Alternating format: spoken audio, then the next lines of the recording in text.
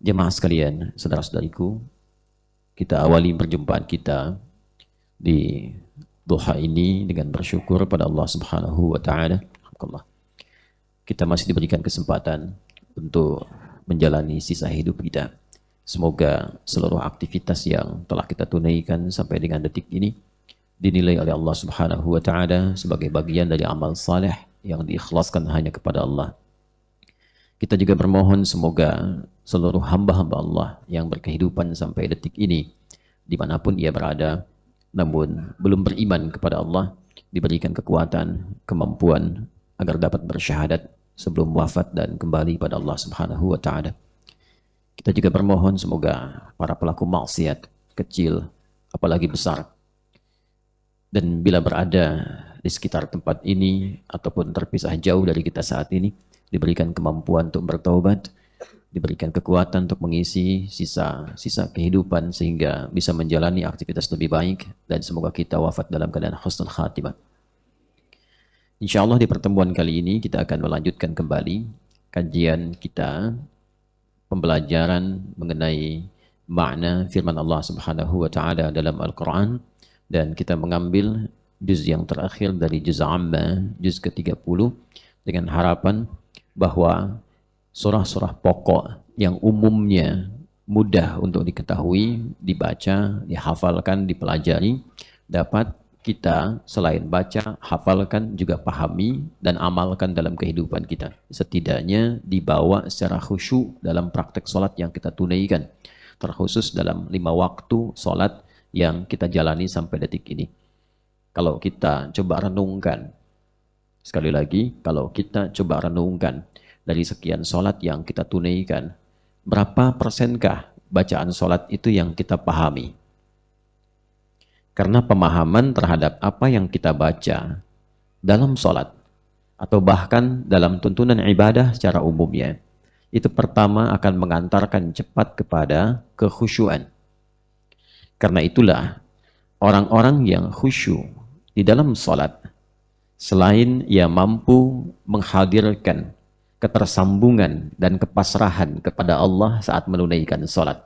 Itu rumusnya ditemukan di Al-Baqarah ayat 45 sampai 46. Jadi kalau kita ingin mendapatkan kekhusyuan, maka saat akan menunaikan sholat itu, adab pertama adalah menghadirkan kepasrahan dan ketersambungan kepada Allah. Wasta'inu bis-sabri was-salah. Jika kalian punya persoalan dalam kehidupan, kata Allah, maka terima dulu dengan sabar. Terima. Karena desain persoalan itu bukan disiapkan untuk membebani seorang hamba, tapi untuk meningkatkan kualitas kehidupannya, agar mampu menghadapi tantangan-tantangan yang memang hadir di masa ia hidup saat itu. Kita tidak bisa menolak perubahan dan tantangan yang ada. Dulu mungkin ke Tanah Kusir, ke sini sedikit macet atau tidak ada macet. Tapi dinamika kehidupan ada perubahan menghadirkan pergerakan yang baru kan? Kendaraan mulai banyak, kesibukan mulai padat, ada. Kompleksitas hidup juga begitu. Pasti ada tantangan yang akan kita hadapi. Ujian anak-anak SD sekarang dengan yang dulu itu berbeda. Tapi tetap ada ujian. Dan ujian itu untuk meningkatkan kualitas sehingga ketika naik ke SMP, kualitas keilmuannya lebih tinggi dan bisa menghadapi berbagai persoalan yang dihadapi di tingkat berikutnya.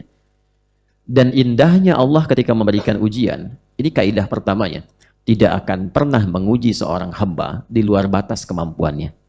Artinya seorang hamba diberikan ujian karena ia mampu. Ingat itu. Kalau tidak mampu, tidak akan diuji. Itu dasar di dalam Al-Baqarah di ayat 286. La yukallifullahu nafsan illa usaha. Tidak mungkin Allah menguji seorang hamba di luar batas kemampuannya. Artinya, kita merasakan seberat apapun ujian itu, ternyata Allah memandangnya memang kita yang mampu. Hei fulan, kamu yang mampu. Adi Hidayat tidak mampu. Karena mampu itu, maka diuji. Kalau tidak mampu, tidak akan diuji. Dan indahnya, setiap ujian selalu disandingkan dengan solusi. Dan solusi yang paling mudah. Dari setiap ujian yang sulit, desainnya itu ada solusi yang paling mudah. Kadang-kadang ternyata dengan senyuman selesai gitu. Ya, Nah, itu nanti ditemukan di Quran surah Al-Insyirah. Al-Insyirah itu sesuatu yang lapang, plong, tenang. Ya kan? Karena itu ketika beban hilang kan plong ya. Ya. Alam nashrah laka sadrak wa wada'na anka wizrak alladhi anqadha dhahrak. Gitu kan, ada beban yang sangat luar biasa berat, seperti ngangkat beban itu. Kalau ada olahraga angkat beban, kan diangkat tapi semua terasa kan sampai ke kaki, ya. Tapi itu semua ditujukan untuk meningkatkan kualitas kita. Wa rafa'na laka dzikrak, untuk mengangkat supaya naik, supaya kualitas lebih tinggi lagi. Ya. Tapi yang paling indah, perhatikan baik-baik. Inna ma'al usri yusra. Seberat apapun persoalan yang sedang kamu hadapi, selalu yusra. Ada solusi yang aku siapkan dengan penuh kemudahan. Usrun itu sesuatu yang dirasakan sepakat sulit. Ya. Padanannya nanti ada lagi kata lain untuk menunjukkan kesulitan. Sa'bun. Sa'bun itu kesulitan yang relatif. Bagi si fulan sulit, bagi yang lain mudah. Ya. Bahasa Jepang mudah atau sulit? Oh, sulit ya bagi kita yang belum belajar. Ya? Orang Jepang kan mudah ya. Ya. Saya waktu ke Jepang, anak kecil segini udah bisa bahasa Jepang tuh. Kecil ya. Relatif ya. Baik. Tapi ada kesulitan yang semua mengatakan sulit. Ya. Bawa mobil sulit atau mudah? Bukan mengendarai mobil, bawa mobil. Bawa. Sulit ya? Oke, sulit ya. Nah, itu usrun namanya. Sa'bun itu relatif, usrun itu sepakat sulit. Ya. Dan di setiap kesulitan yang dirasakan, seberat apapun kata Allah, itu selalu ada solusi. Inna ma'al usri yusra. Solusi yang termudah. Ini secara psikologis memberikan kesan kepada jiwa kita begini. Ini kata Al-Qur'an itu begini. Kalau sedang merasakan satu ujian, seberat apapun, tanamkan pada jiwamu, pasti akan selesai. Pasti tuntas. Pasti ada solusinya. Itu secara psikologis mengurangi beban. Paham ya? Seberat apapun. Ini yang menyampaikan Allah, bukan saya. Ya. Nah, nanti kalau kita sudah merasakan itu, apapun masalahnya, di rumah tangga, itu kan? Di pekerjaan, kalau sedang ada tugas, ujian, atau masalah, seberat apapun, tanamkan pada diri kita. Allah tidak akan pernah uji saya, kecuali saya mampu. Pasti selesai. Tapi nggak usah dibikin status di media sosial. Pasti ujian ini akan berlalu. Gitu. Tidak usah. Ya. Tancapkan pada jiwa. Setelah itu, nanti akan ada ketenangan pengantar yang hadir dalam jiwa. Itulah yang dimaksud dengan syarah. Insyirah. Nah, kalau sudah lapang itu ada pengantarnya, bawa dalam sholat. Ini yang dimaksud. Wasta'inu bis-sabri was-salat. Ya, bawa dalam sholat. Makanya ketika kita sholat, kita sampaikan kepada Allah, ya Allah, engkau perintahkan aku untuk membawa persoalanku dan memohon solusi kepadamu dalam sholat. Sekarang aku sholat, aku mohon kepadamu solusi. Itu yang kita katakan, iyyaka na'budu wa iyyaka nasta'in. Hanya kepada engkau lah aku sekarang mencurahkan segala persoalanku melalui ibadah ini. Ya, na'budu itu maksudnya sholat. Itu yang dimaksud di Quran surah ke-20, Taha ayat 14. Innani anallahu la ilaha illa ana fa'budni wa aqimis salata li dzikri. Ya, sungguh akulah Allah, tidak ada Tuhan yang dipertuhankan dan layak untuk disembah kecuali aku, kata Allah. Maka sembah aku. Fa'budni, sembah aku. Lewat apa? Lewat salat. Wa aqimis salat. Maka kita datang dalam salat, kita katakan iyyaka na'budu. Itu. Lalu setelah itu apa? Wa iyyaka nasta'in. Ya Allah, engkau perintahkan aku wasta'inu bis-sabri was.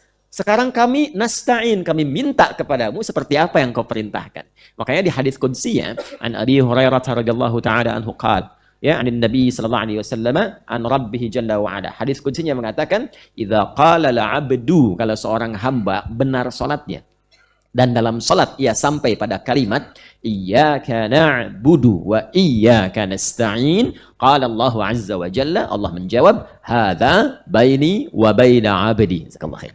Hadza baini wa baina 'abdi. Ini perjanjian, komitmen antara aku dengan hambaku, wali 'abdi ma sa'al. Kalau hambaku benar salatnya, apapun yang ia minta sampai dengan kalimat itu, nasta'in, aku akan berikan, aku akan kabulkan.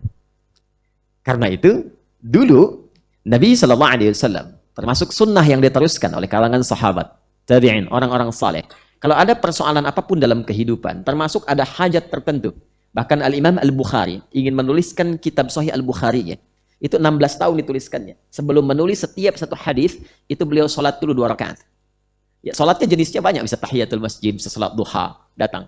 Minta petunjuk kepada Allah. Tenang hatinya, baru tulis. Dimulai di Makkah Al-Mukarramah, di Masjidil Haram, berakhir di Masjid Nabawi. Ya, di Al-Munawwarah. Jadi, ternyata sholat itu solusi. Nah, hanya sholat benar itu tidak mudah dilakukan kecuali bagi orang khusyuk. Wa innaha lakabiratun illa 'alal khashi'in. Siapa orang khusyuk itu? Nah, ini balik ke pernyataan awal yang tadi saya sampaikan. Untuk khusyuk dalam sholat, yang pertama itu mesti ada kepasrahan dan tersambungan kepada Allah. Ayat 46-nya, alladzina yadhunnuna annahum mulaqu rabbihim wa annahum ilaihi raji'un.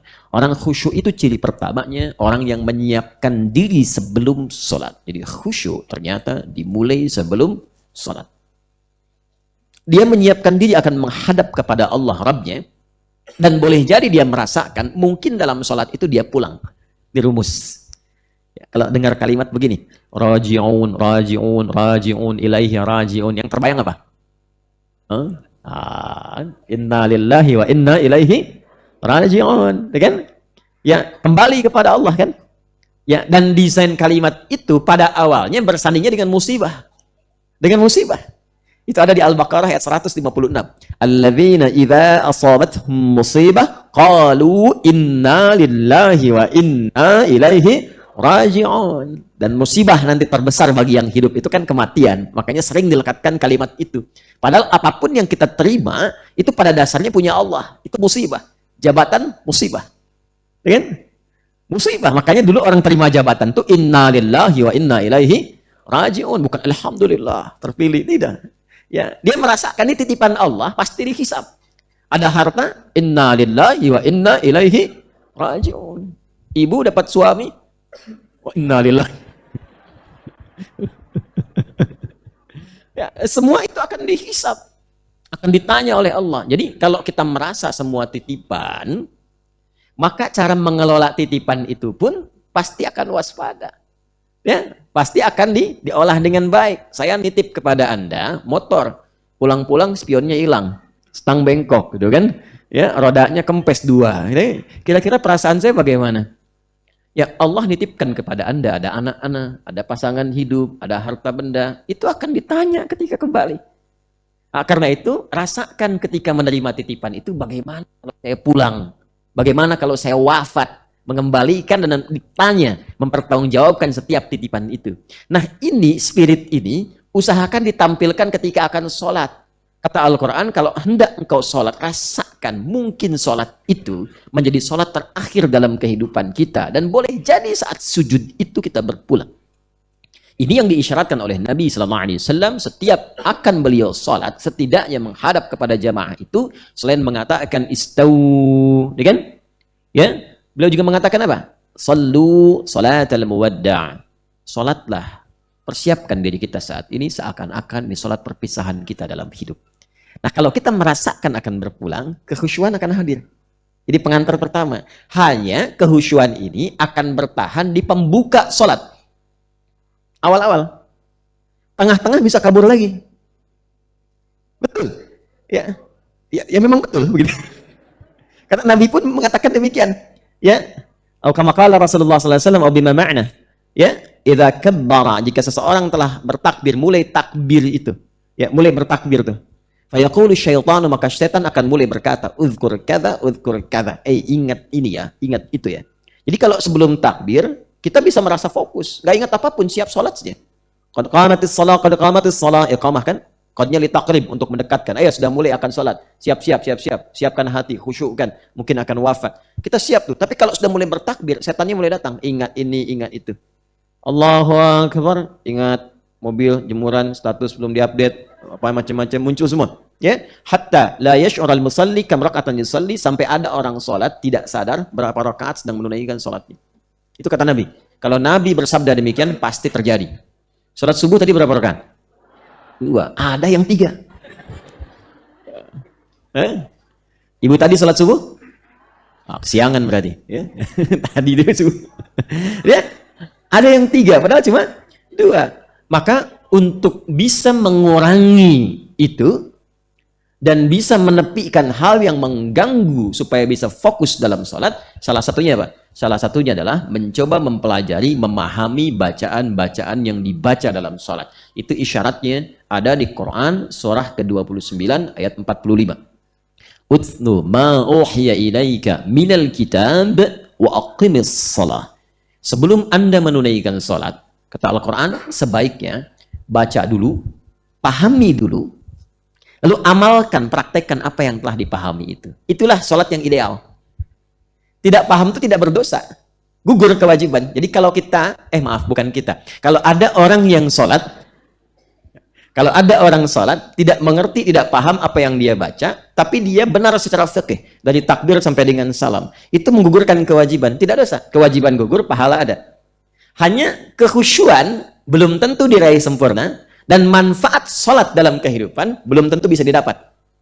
Ya, apa di antara manfaat itu? Teruskan ayatnya. Innas sholata tanha 'anil fahsya wal munkar. Sholat yang benar, yang paham bacaan ini, yang mengerti tentang gerakan-gerakan kenapa mesti begitu, sehingga saking pahamnya ruku tuh terasa nikmat, sujud tuh enak gitu ya. Sampai banyak kisah dulu kita dapati, ada orang sedang sholat, anak panah lewat pun diam saja. Ya kan? Ada kan yang demikian itu ya? Terus ada kisah yang sangat viral di antara seorang sahabat itu yang terkena duri di kakinya. Ketika akan dicabut sebelum sholat tuh sakit, saking sakitnya tuh sulit untuk dicabut. Ada seorang mengatakan kawannya, tenang, saya tahu kapan waktunya itu dicabut. Ketika dia sedang sholat baru kemudian dikeluarkan itu durinya itu, dan tenang saja, tidak ada perubahan ekspresi bahkan di wajahnya.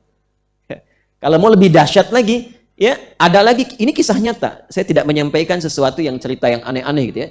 Ada kisah setelah itu, ada orang yang memang harus diamputasi bagian tubuhnya. Ya, dan dulu kan belum ada obat bius seperti sekarang. Ya. Sampai kemudian sulit, berat, aku khawatir membuat dia kesakitan atau bahkan lebih daripada itu, bukan hanya pingsan, bisa lebih membahayakan. Tapi apa jawabnya? Dia sampaikan kepada dokternya, saya tahu kapan itu harus diamputasi. Lakukan ketika saya sholat, katanya. Tidak ada perubahan sedikit pun di wajahnya. Baru setelah salam, pingsan. Setelah salam, pingsan. Tapi itulah sholat orang-orang dulu, kualitasnya demikian. Jadi ia mengerti apa yang ia bacakan. Bahkan baru takbir pun sudah ada getaran pada jiwanya. Itu sudah takut. Saya kan dulu pernah ajarkan di sini kan.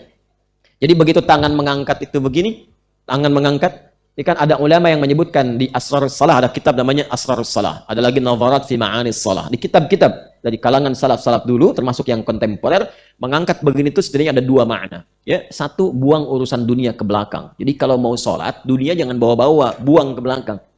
Jangan dibawa. Yang membuat seseorang tidak khusyuk itu ketika sholat, dunia masih dibawa. Itu poinnya. Yang kedua, kepasrahan kepada Allah. Pasrah. Ini yang dimaksud tadi, wa inna ilaihi rajiun. Begitu lisan mengucapkan Allahu Akbar, dunia kecil semua, hanya Allah sekarang yang agung. Ya, tapi itu secara hikmah, kalau paham makna, itu dalam ke hatinya. Ya Allah, aku berikrar Engkau yang paling agung, paling besar, paling hebat. Tapi bahkan sebelum sholat pun, kadang aku membawa kebesaran dalam kehidupan. Merasa lebih hebat dibanding orang lain. Ilmu yang paling tinggi, harta yang paling banyak, kedudukan yang paling berpangkat. Itu hal demikian. Dan pada saat yang sama merasakan bagaimana aku kalau diwafatkan dalam keadaan sombong dan agung itu. Muncullah kepasrahan. Disitulah kemudian dia berkata, Allahumma ba'id baini wa baina khataya. Ya kecilnya pengakuan. Itu kalau paham itu begitu. Ya Allah, aku akui, aku tuh banyak dosanya. Ya. Namun aku juga menyadari, Engkau pemaaf yang tiada batas bagi rahmatmu. Maka aku mohon ya Allah, pisahkan aku dan jauhkan dari kesalahan yang aku perbuat. Seperti Engkau jauhkan timur dan barat yang tidak pernah menyatu. Jangan buka itu lagi di hari kiamat. Aku taubat sekarang. Kalau di hari kiamat dikatakan, فَمَنْ يَعْمَلْ مِثْقَالَ ذَرَّةٍ خَيْرًا يَرَهُ وَمَنْ يَعْمَلْ مِثْقَالَ ذَرَّةٍ شَرًّا يَرَهُ. Yang kecil sekecil apapun dibuka, baik ataupun buruk. Allahumma naqqini minal khataya kama yunaqqa thawbul abyadu minan danas. Allahumma ghsilhu bil ma'i wath thalji wal barad. Kalau perlu ya Allah, bersihkan dengan apapun yang mampu menghilangkannya sekaligus. Sekalipun aku mesti merasakan dengan sesuatu yang dingin ataupun sesuatu yang berkonsekuensi lebih daripada itu. Yang penting aku taubat. Itu baru takdir. Apalagi itu dibawa dalam sujud. Nikmat. Saking nikmatnya kadang-kadang tak sadar. Tiba ajal dan dia wafat dalam keadaan sujudnya. Nah, itulah yang dimaksud kehusyuan. Ketika itu dipahami dengan baik. Nah, pengantar kepada kehusyuan itu adalah memahami kurikulum kehidupan. yang petunjuknya terdapat dalam Al-Quran. Jadi Quran diturunkan itu bukan sekedar untuk dibaca, tapi kurikulum hidup untuk dipraktekkan. Mustahil mempraktekkan petunjuk itu kalau kita tidak memahaminya. Karena itu, sejak Quran diturunkan di bulan mulia, di waktu mulia, dan semua kemuliaan itu menyebar kepada siapapun yang ingin memuliakan Quran, maka Allah menyampaikan, Syahrul Ramadan alladzi unzila fihi al-Quranu hudal linnas. Kata Allah, diturunkan Al-Quran di waktu, kesempatan, dan segala yang mulia untuk memberikan kesan bahwa di situ ada kurikulum hidup terhebat dan termulia serta istimewa. Saking istimewanya tidak diturunkan kecuali di waktu yang istimewa, melalui malaikat yang istimewa, melalui rasul yang istimewa, dan siapapun yang mengamalkan isi Quran itu, maka dia akan menjadi pribadi yang istimewa di sisi Allah Subhanahu wa taala. Ini yang disampaikan Nabi, ahlul Qur'ani ahlullahi wa khassatuh. Orang-orang yang mau mengaji Quran itu dan mengamalkan serta menjadi ahlinya, maka ia akan menjadi orang spesial di sisi Allah Subhanahu wa taala. Maka bersabda Nabi sallallahu alaihi wasallam dari hadis yang diriwayatkan oleh Abu Abdurrahman As-Sulami, tersambung nanti ke Utsman bin Affan radhiyallahu taala anhu, qala Rasulullah sallallahu alaihi wasallam, khairukum man ta'allama al-Qur'ana wa 'allamah. Akan jadi orang terbaik orang yang mau belajar Quran dengan sabar, lalu ia mengamalkan itu sebagai kurikulum hidupnya. Saya katakan, beruntung dan berbahagia kita di antara sekian orang yang berkehidupan di hari ini, di pagi ini, Bapak Ibu yang terpilih untuk mempelajari Al-Quran di hari ini. Maka rasakan, boleh jadi panggilan hati kita yang hadir saat ini, itu adalah cinta Allah kepada kita yang menginginkan kita semua berubah menjadi lebih baik. Okay? Dan tidak cukup dengan amin, kita harus mulai pembelajaran kita, karena ini baru muqaddimah yang saya sampaikan. Saya tutup muqaddimahnya dengan sabda Nabi sallallahu alaihi wasallam yang tercantum dalam Sahih Al-Bukhari di Kitab Al-Ilmi an Muawiyah radhiyallahu taala anhu qala Rasulullah sallallahu alaihi wasallam, may yuridillahu bihi khaira yufaqihu fid din. Kalau seorang hamba siapapun dia, Allah enggak pandang jabatannya, hartanya, ilmunya, status sosialnya. Kalau sudah diinginkan oleh Allah menjadi orang baik, maka akan dibimbing oleh Allah untuk datang ke majelis ilmu dan mempelajari dengan serius apa yang akan dikaji. Baik, mari kita mulai. Kita akan lanjutkan kembali pembahasan surah An-Naba. Bismillahirrahmanirrahim. Surah An-Naba. Sebelum kita memulai, saya ingin bertanya, kemudian memperkenalkan serta memastikan terlebih dahulu. Surah An-Naba, surah urutan keberapa di mushaf? 78. Berapa jumlah ayatnya? Baik. Diturunkannya itu sebelum hijrah atau setelah hijrah? Sebelum hijrah. Kalau sebelum hijrah, Makkiyah atau Madaniyah? Makkiyah. Alhamdulillah. Kemarin kita sudah bacakan berapa ayat? 5 ayat. Sudah dites sebelum masuk tadi. Alhamdulillah. Baik. Hafal ya? Karena saya ingin pastikan bacaan benar, paham benar, lalu amalkan. Kalau ingin awet, gini, setiap sholat, sunnah khususnya, pakai yang telah kita hafalkan itu. Akan terbawa terus. Itu metode sahabat Nabi, dan generasi setelahnya begitu. Yang paling viral dalam hadis, periwayat hadis-hadis Quran itu ada namanya Abu Abdurrahman As-Sulami. Jadi jalur-jalur menghafal Quran itu rata-rata dari beliau. Kata beliau, akhadtul Qur'ana an qaumin atau an aqwamin. Saya itu belajar Quran bukan dari 1-2 orang, dari banyak sahabat, banyak kelompok-kelompok sahabat. Ternyata semua metodenya sama. Jadi kalau sedang talaqi itu tidak diperkenankan banyak-banyak. Paling banyak kata beliau 10 dulu. Setelah 10 bacaannya benar, setelah itu dicoba untuk diamalkan dulu. Diamalkan. Nanti kalau sudah merasakan kenikmatan ayatnya, sudah mempraktekkan dalam kehidupan, menjadi Quran yang berjalan, baru kami diperkenankan meneruskan kembali kepada ayat berikutnya. Jadi kami belajar Quran, fata'allamnal Qur'ana, kami belajar Quran sekaligus qira'atan wa amalan, bacaan dan prakteknya secara langsung. Nah, mempraktekkan bacaan itu paling gampang metodenya dibawa dalam salat sunnah.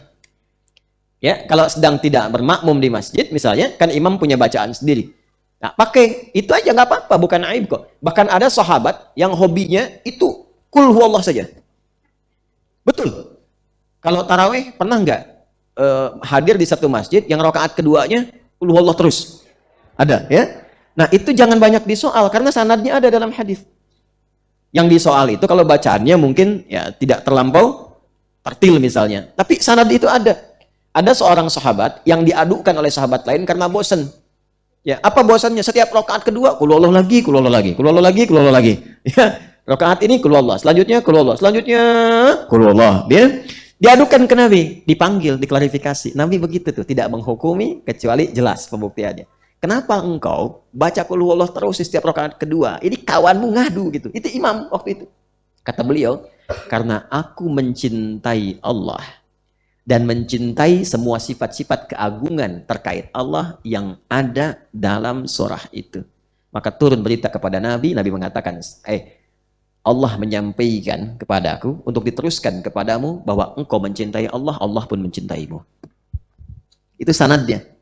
Tapi jangan jadikan alasan untuk mengurangi bacaan ayat ya, karena Nabi pun mempraktekkan lebih daripada itu. Artinya baca qul huwallah aja kalau benar dicintai Allah, apalagi baca Al-Baqarah. Paham ya? Baik. Nah, jadi saya inginkan begini, kalaupun kita baca kembali 5 ayat, setelah itu salat sunnah itu aja dulu baca. Tekniknya begitu. Kami kalau mengajarkan hafalan ke anak-anak begitu. Jadi dari 5 bagi 2, 3 rakaat pertama, 2 rakaat kedua. Terus, nggak apa-apa, nggak usah bosen. Sampai nanti selesai seharian, nanti ayatnya itu meresap dalam jiwa kita. Kayak Al-Fatihah. Saya tuh kalau mengajarkan Quran hafalan lancar seperti Al-Fatihah, nggak gitu, ya. Setelah Ar-Rahman Ar-Rahim apa? Maliki yaumiddin. Setelah iyyaka na'budu wa iyyaka nasta'in, sebelum alhamdulillahi rabbil alamin. Nah, seperti itu, langsung keluar. Itu kan karena terus dibaca. Ya. Coba saya tanya lagi, setelah nun wal qalami wa ma yasturun? Karena jarang dibaca. Jadi kalau kita bawa terus praktekkan nanti meresap dan otomatis Qur'annya ada dalam jiwa kita dan membimbing kita untuk beraktivitas ya. Jadi kita mulai dulu dengan 5 ayat tadi, kita bacakan lagi, kemudian setelah itu kita teruskan tafsirnya melanjutkan dari apa yang kemarin telah kita bahas. A'udzu billahi minasy syaithanir rajim.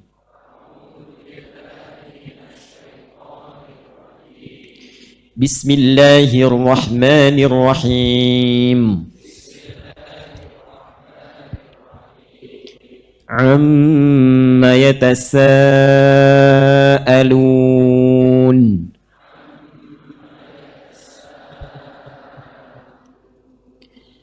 Anin naba'il azim.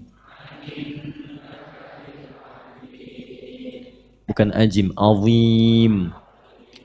Anin naba'il azim.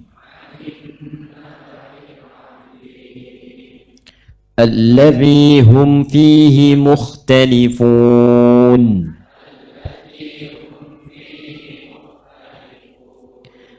Kalla saya'lamun.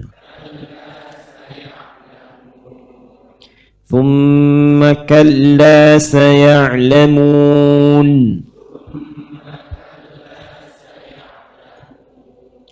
Thumma kalla saya'lamun.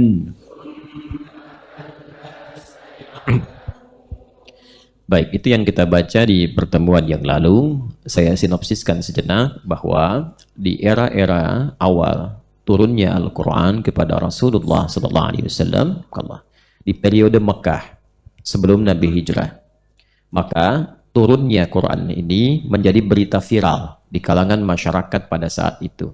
Karena memang belum pernah ada ayat-ayat, kalimat-kalimat yang desainnya seperti Al-Quran. Indah bacaannya, terukur setiap kalimatnya, maknanya dalam, dan mengalahkan bait-bait syair yang memang mereka pakar di bidangnya. Tidak ada formulasi di situ, formulasi yang dimaksudkan rumus-rumus untuk syair yang kelak di kemudian hari diwujudkan dalam bentuk ilmu arud, ilmu untuk membuat syair dalam bahasa Arab atau menata qasidah. Rumusnya ada 16. Dari formulasi tawil misalnya, tawilun lahudun al-bukhuri fadailu, fa'ulun mafa'ilun, fa'ulun mafa'ilu. Dari sini dikeluarkan, bikin puisi sesuai dengan rumus ini. atau rojas misalnya, mustaf'ilun, mustaf'ilun, mustaf'ilun, mustaf'ilun, mustaf'ilun, mustaf'ilun, maka dibuat puisi rumusnya ini. Indah, kadang ujungnya sama semua. Kalimatnya tertata. Sautus safiril bulbuli, hayyaja qalbi thamili, al-ma'u wa zahru ma'a zahri lahdhul muqali, fa anta ya sayyidali wa sayyidi wa maulali, fakam tayammuni ghazayilun uqayqali, qataftuhu min wajnatin min fi'li hadhar rajuli, faqala la la la la faqad ghada muharwili, wal walad wali ya wailali, faqultu la tuwalwili fabayinul lu'lu'ali, qalat lahu hina kadha in arwadidul muqali, kahatan kakailali, tabtabi tabtabuli, semua. Tapi pakai rumus. Maknanya biasa aja, apa yang dilihat jagonya orang Arab dulu, apa yang dilihat langsung bisa bikin puisi. Lihat unta, jadi puisi unta. Betul, lihat gunung, puisi gunung. Jadi kesan maknanya begitu saja, tapi itu menjadi referensi otentik tentang kejadian yang berlaku bahkan ratusan tahun sebelum lahirnya Nabi. Dan yang paling jenius membaca itu di antara sahabat Nabi adalah Umar bin Khattab radhiyallahu taala anhu. Sampai ada buku namanya Abqariyatu Umar, kejeniusan Umar. Jadi kalau ingin tahu 150 tahun sebelum lahirnya Nabi ada kejadian apa di satu tempat ini di siang hari tepat begini, matahari sedang terik-teriknya, itu lihat syair orang Arab yang hidup di masa itu dan berkata apa dia. Itulah syair. Makanya nanti dalam salah satu cara menafsirkan Al-Quran, di antara pelengkapnya mengetahui syair orang-orang Arab untuk menunjukkan kejadian apa yang menyebabkan Quran turun. Ya, maka nanti salah satunya muncul kitab Asbabun Nuzul, ya, ini kitabnya nih yang karya Al-Imam As-Suyuti, ini Asbabun Nuzul, ini kitabnya. Nanti kita belajarnya komplit insya Allah sepanjang yang mampu saya sampaikan, yang tak mampu kan saya katakan wallahu a'lam, ya. Jadi nanti kita akan belajar bersamaan, ini surah turun di mana, turunnya siang atau malam, Nabi sedang safar atau sedang mukim, dalam keadaan apa ayat itu turun. Nanti ilmu pengantarnya ada lagi, ini buku kedua Al-Imam As-Suyuti namanya Al-Itqan fi Ulumil Quran. Ya, kemarin kan saya sampaikan yang Man'il Qattan, kan ya? Mana'il Qattan saya tampilkan yang mabahith fi ulumil Quran, itu yang sederhana. Ini yang agak advance sedikit. Al-Itqan fi ulumil Quran. Di sini nanti disebutkan tentang ayat-ayat yang turunnya, misalnya apakah Nabi sedang safar atau sedang mukim. Makanya nanti kalau kita paham tentang ayat-ayat itu, kita tahu bagaimana kalau sedang safar, baca ayatnya apa, kapan boleh mengqasar, kapan kemudian boleh dijama, dalam situasi bagaimana. Ya, lalu kita akan tahu ayatnya turun siang atau malam. Malamnya sedang malam dingin atau malam-malam biasa. Ada badai atau tidak. Makanya nanti jangan aneh kalau ada orang misalnya nggak perjalanan tapi bisa jamaah. Ada nanti fikih maliki. Nah, kita bisa paham itu. Nanti dibawanya kemana? Dalam profesi. Seorang dokter mau operasi misalnya. Ya, prediksikan operasi itu tindakan akan dilakukan dari mulai misalnya jam 12:30 sampai jam 5. Bahkan menjelang maghrib, memungkinkan sampai ke maghrib. Artinya lewat asar kan? Padahal dia tidak sedang safar. Kalau dia tidak tahu hukum itu dan ayat terkaitnya, bisa dibayangkan. Zuhurnya sholat, begitu adzan asar, Allahu Akbar, sebentar ya, saya sholat dulu. Padahal itu udah dibuka, jantung udah begini-begini itu. Ya, kan bahaya. Nah, ini kitabnya ini, Al-Itqan fi Ulumil Quran. Nanti ada Al-Burhan fi Ulumil Quran, yang Zarkashi dan sebagainya. Nanti kita kumpulkan. Sehingga pembelajarannya terasa lebih lengkap. Nah, kembali, Quran viral pada masa itu, karena memang Quran tidak punya formulasi yang dibuat manusia. Nggak sama. Ya, karena itu firman Allah. Karena itu sepakat Quran bukan makhluk. Ingat itu. Kalau makhluk artinya manusia bisa buat itu. Jelas ya? Makhluk artinya apa? Manusia bisa buat itu. Makhluk yang dimaksudkan maksudnya karya. Karya yang dibuat. Ya, yang diciptakan, dibuat produk manusia itu maksudnya. Karena orang Arab pun pada masa itu yang pakar di bidang bahasa Arab dan sastra mengakui bahwa ini beda. Tapi menariknya Quran itu tata bahasanya indah. Semua. Wadduha wal-laili idza ma wadda'aka rabbuka wa ma walal akhiratu khairul laka minal semua. Tapi dicari rumusnya nggak ada. Makanya bingung, mereka langsung viral seketika di kalangan masyarakat. Ini kok nggak sama seperti pakar-pakar yang buat, seperti yang viral di masa mereka itu. Akhirnya dicari, dan menariknya dibaca dengan dialek apapun sempurna juga. Di Arab itu dialeknya banyak. Ada yang nggak bisa bisanya saja. Itu kalau dipaksa pun sampai kiamat kurang 2 hari itu nggak akan bisa. Dibilang wadduha wadduhi. Dibilang dipaksa nggak bisa. Sepeda, ya. Sepeda. Barangnya kan tetap sama kan? Nah, jadi ketika dibaca dengan dialek itu, tetap bunyinya. Wadduha wal-laili idza saja ma wadda'aka rabbuka wa ma qala. Sama semua tuh. Dan itu nanti dialek yang muncul. Tapi maknanya sama, serupa, tidak ada perbedaan. Itulah indahnya Quran, langsung viral. Yang kedua, itu maknanya menghunjam kepada jiwa, bukan makna biasa. Kalau syair biasa tuh abas istilahnya. Ya, apa aja disyairkan, lihat pohon, syair. Mirip film-film India kan, lihat pohon nyanyi gitu kan, lihat bunga nyanyi gitu kan. Nah dulu orang jahiliyah juga mirip-mirip begitu. Dan ibu-ibunya kalau jalan-jalan kadang dikasih gelang di kakinya, ingin tampil sehingga jalannya kicik-kicik gitu, ingin kelihatan itu tabarruj namanya. Maka nanti ada ayat wala tabarruj dan tabarrujal jahiliyatil ula. Jadi mereka tuh seperti itu, refleks. Apa aja dibuat, Quran tidak. Apa yang disampaikan langsung memunculkan getaran kepada jiwa. Makanya kan Umar bin Khattab itu dengar Toha langsung jatuh hatinya. Toha, ada hujam kepada jiwanya. Langsung berubah. Dan banyak orang ketika mendengar Quran itu, seburuk-buruknya, catat kalimat ini ya, bikin status juga boleh. Sejahiliyah-jahiliyahnya orang jahiliyah. Ulang ya. Sejahiliyah-jahiliyahnya orang jahiliyah, dengar 2 huruf dari Quran, bisa tobat. Artinya kalau ada orang sekarang yang mengklaim tidak seperti jahiliyah, diperdengarkan berhuruf-huruf dari Quran belum tersentuh, berarti ada sekat dalam jiwanya yang melebihi keburukan orang jahiliyah di masa lalu. Orang jahiliyah itu kan dikenal buruk, tapi dengar Quran bisa tersentuh jiwanya. Dan bisa membawa mereka sadar dan tobat. Ada apa dengan orang sekarang? Yang bahkan hatinya tidak sekeras batu, tapi keadaannya lebih keras dibandingkan dengan batu. Bacakan Yasin, belum tersentuh. Al-Kahf belum tersentuh. Al-Baqarah belum tersentuh. Dengan cara apa lagi mesti dilunakkan hatinya? Alam ya'ni lil ladzina amanu an tahsha'a qulubuhum li dzikrillah. Apa belum tiba saatnya semua untuk ingat kematian bahwa akan kembali kepada Allah? Belum tibakah saatnya untuk taubat? Itu kata Al-Quran. Dan itu ada di surat Al-Hadid, besi yang keras. Besi yang keras saja bisa lunak. Kenapa hatimu yang tidak seperti besi kok nggak lunak-lunak? Ya. Nah, itulah indahnya Quran sampai viral. Dan di antara yang viral berita dari Quran itu adalah berita tentang hari kiamat, hari kebangkitan, dan setidaknya perpisahan kita dengan dunia. Mereka karena terpisah jauh dari wahyu cukup lama, sekitar 600 tahun sebelum era Nabi Sallallahu Alaihi Wasallam. Jangankan 600 tahun, saya sekarang usia 38 tahun. 38 tahun lebih 20 hari. Ya, saya urut ke belakang. Saya lahir hari Selasa, 11 September 1984. Sampai dengan sekarang berarti usia saya 38 tahun lebih 20 hari. Tarik 10 tahun ke belakang. 10 tahun ke belakang, kalau kita lihat, sudah ada perbedaan kan dengan sekarang? Ya? 10 tahun ke belakang ada Google enggak?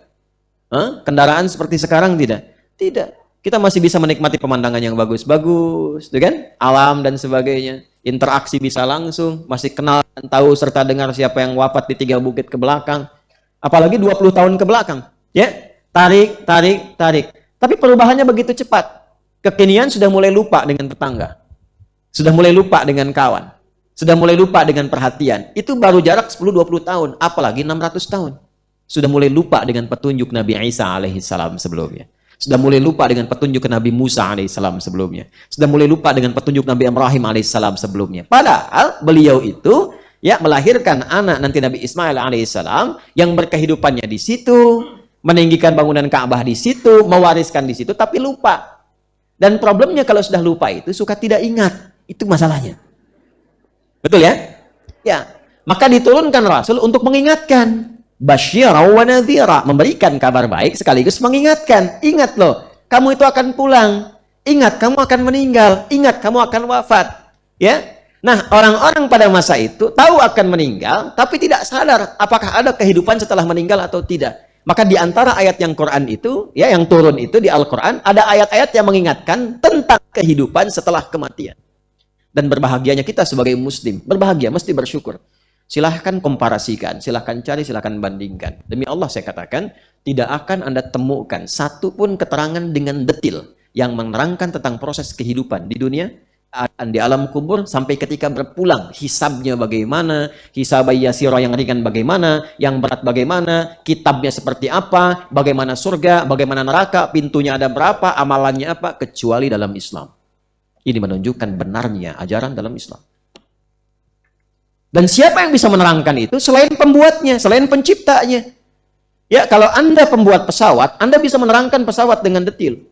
Kalau Anda pembuat mobil, Anda bisa menerangkan semua unsurnya dengan detil. Kalau Anda pencipta semesta, Anda bisa terangkan dengan detil.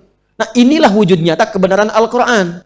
Detil diterangkan tentang kehidupan kita. Ini menunjukkan tidak mungkin ada yang menyampaikan informasi itu kecuali penciptanya, kecuali pembuatnya.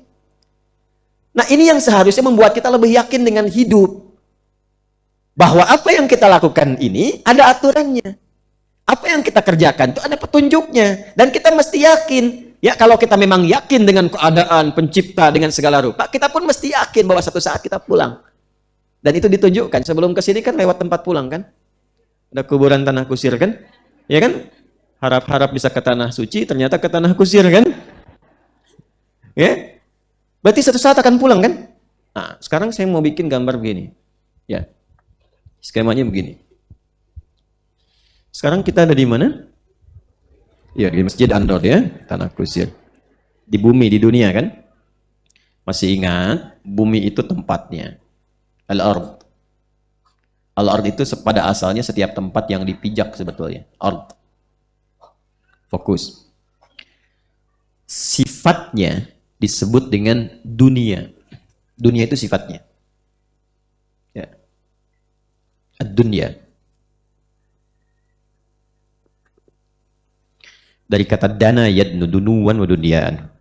Sesuatu yang rendah, cepat, hilang, punah. Itu dunia.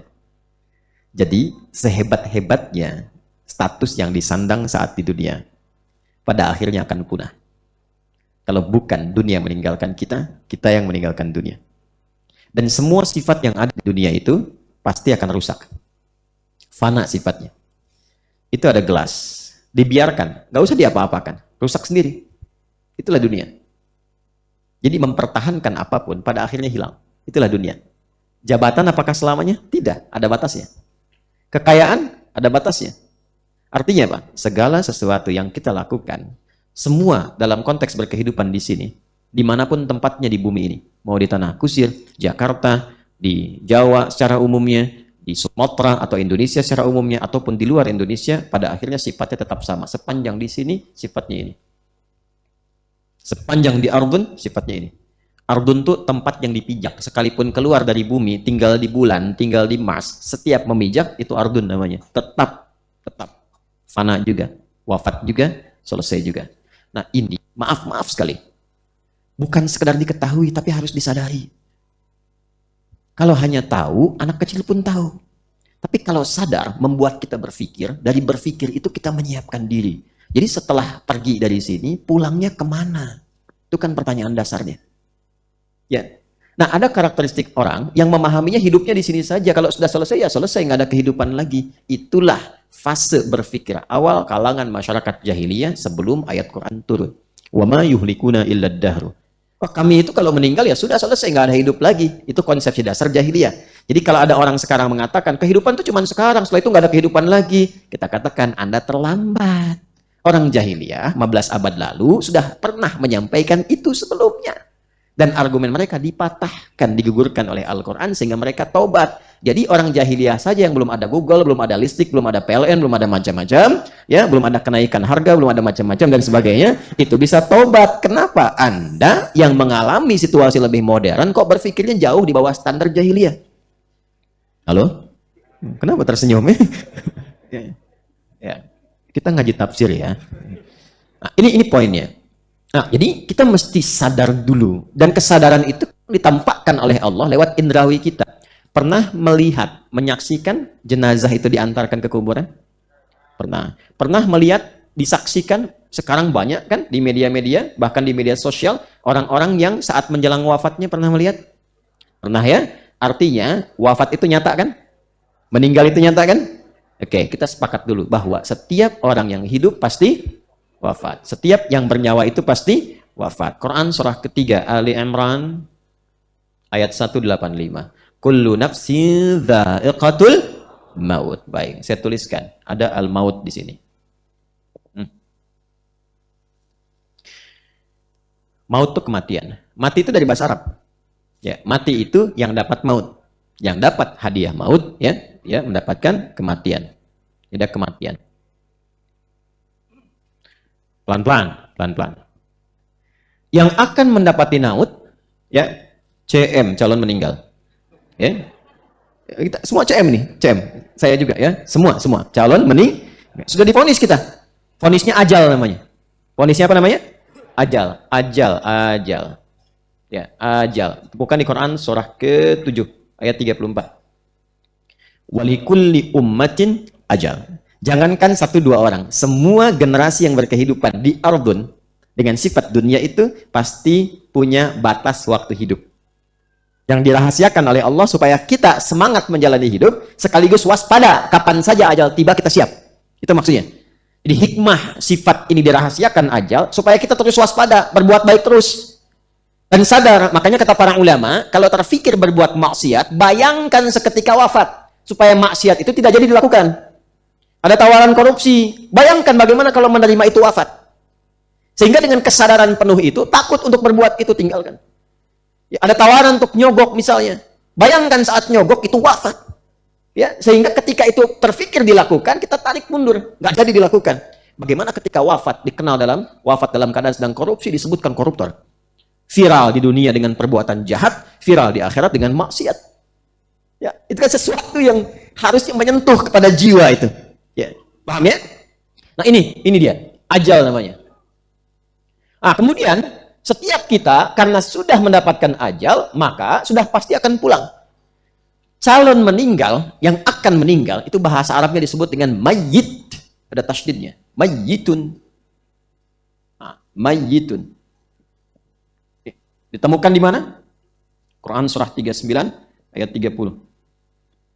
Innaka mayyitun wa innahum mayyitun. Muhammad sallallahu alaihi wasallam, engkau memang rasul. Engkau rasul terbaik. Khuluqul Quran wa innaka la'ala khuluqin 'azim. Engkau rasul terbaik, nabi terbaik, orang istimewa, tapi tetap engkau manusia, engkau punya nyawa, engkau meninggal. Wafat. Dan mereka pun semua yang punya nyawa pasti meninggal juga. Nabi aja yang paling hebat, status kemanusiaannya sempurna sebagai manusia, sebagai nabi, sebagai rasul, tetap wafat. Maka siapa kita yang menolak kematian? Calon meninggal, bahasa Arabnya mayyit, ada tasydidnya. Jelas? Mayyit. Nah, tasydid ini diambil oleh maut. Siapa yang ngambilnya? Ditugaskan oleh Allah, malakul maut namanya. Malak yang diberikan wewenang maut, membawa maut. Ditemukan di mana? Quran surah 32 ayat 11. Tiap hari Jumat kita baca. Quran surah ke-32 As-Sajdah ayat 11. Paling kanan sebelah bawah di mushaf standar. Qul yatawaffakum malakul mautil ladzi wukkila bikum. Muhammad SAW viralkan kepada orang yang sering bertanya, siapa yang membawa maut? Katakan, aku berikan kewenangan pada satu makhluk, malakul maut namanya, yang sering dikenal dengan Ezra. Malakul maut, malaikat yang diberi kewenangan membawa maut. Tuh Quran tuh indahnya begitu, semua dijelasin, nggak ada ayat. Nanti ayat memberikan petunjuk umum, hadis mendetilkan. Di mana ditemukan yang begitu? Kalau bukan pencipta kita, mustahil bisa menerangkan ini dengan sempurna. Ya, ini satu bukti kebenaran Quran. Lalu ke sini diambil nih, ambil tasdidnya, syiddah, ambil. Kalau ini diambil harakat, ini secara bahasa pun, saya kan jurusannya juga fikih lughah di bahasa. Untuk mendalami Quran. Makanya disertasi saya ini, salah satunya tentang analisis bahasa terhadap bahasa Quran. Dari tafsirnya Ibnu Ashur. Saya menganalisis 30 jilid. Dari semua Quran 30 juz. Ya, nah mudah-mudahan sebentar lagi akan diujikan. Itu yang salah satu disertasi yang kami tuliskan. Nah, yang paling menarik adalah, dari segi bahasa pun indah, ada mukjizatnya. Diambil tasdidnya, maka tinggal sukun. Tuh. Jadi mayit. Mayitun. Apa bedanya dengan yang ini? Kalau mayitun masih hidup, cobaan akan wafat. Kalau yang ini sudah wafat, disebutnya mayit. Kalau dibawa ke keranda, diangkat jadi jenazah. Paham di sini? Nah, jadi di sini ada maut, di sini ada mayit, di sini ada mayit. Kalau sudah bulatan di atasnya begini, berarti sudah meninggal. Oke, di film-film kartun dulu kan, Son Goku, Son Gohan, Piccolo, apa gitu kan? Kalau sudah di Kamehameha, mati ada bulatan di atasnya, gitu kan? Saya nggak pernah nonton begitu, cuma dulu anak-anak viral saya lihat apa sih itu. Oh, saya sampai hafal tuh yang nulis Shusuke Watanabe dari Jepang. Saya hafal. Siapa? Anak sekarang mana hafal begitu tuh. Saya senang riset. Jadi kalau ada apa-apa saya riset. Tapi bukan untuk terlibat di situ. Musik saya nggak senang. Karena gelombangnya beda dengan Quran. Nggak senang saya. Tapi saya pelajari. Sehingga bisa paham. Oh ini maksudnya. Oh maksud hadis Nabi itu yang ini. Oh ini yang dimaksud haram. Kapan sih ada kebolehannya? Toleransinya apa? Ya, kapan benar-benar kapan hadis ini keluar? Kapan musik disamakan dengan zina, dengan ini, dengan itu. Dan sebagainya. Sehingga bisa keluar dari situ. Sampai saya, notasi pun saya pelajari. C D F G A B C G A B C D F G D F G A B C D A B C D F G A F G A B C D E B C D F G A B F G A B C D F G A hafal saya. Ya, apakah Ustadz bisa megang gitar? Bisa. Main? Tidak. Megang aja kan bisa megang. Tidak. Saya nggak bisa. Gitar nggak bisa. Piano nggak bisa. Nggak bisa. Karena memang bukan di situ dunianya dan memang nggak suka gitu ya. Tapi nggak suka tuh bukan berarti ini tidak, maksudnya bukan di situ gitu passionnya. Karena chemistry-nya dengan Quran agak beda gelombangnya, dia nggak bisa gitu. Tapi tahu ya tahu. Kalau mau ditanya apa aja, insya Allah gitu. Sepanjang tahu ya saya jawab. Ini poinnya. Jadi singkatnya meninggal. Singkatnya begitu. Nah pertanyaannya begini. Ini kalau wafat pindah kemana? Cari deh.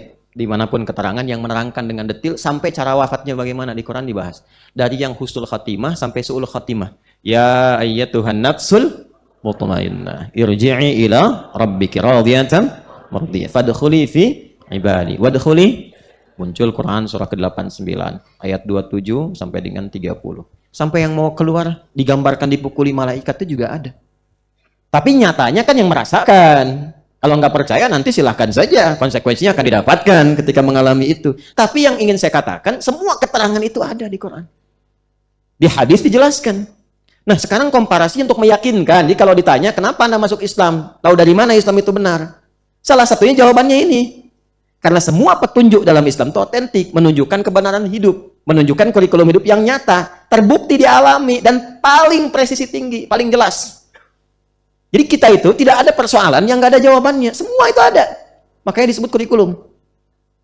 Ini poinnya. Ini bukan hanya tentang ketuhanan, tentang sholat, tentang ibadah, tentang kehidupan. Dari sini masuk ke alam pemisah, waiting room. Ya, waiting room. Tunggu sebentar. Pemisah itu karena ada alam setelah ini. Pemisah dalam bahasa Arab disebut dengan barzakh. Barzakh. Bainahuma barzakhul la yabghiyan. Makanya disebutnya alamnya alam barzakh. Ya.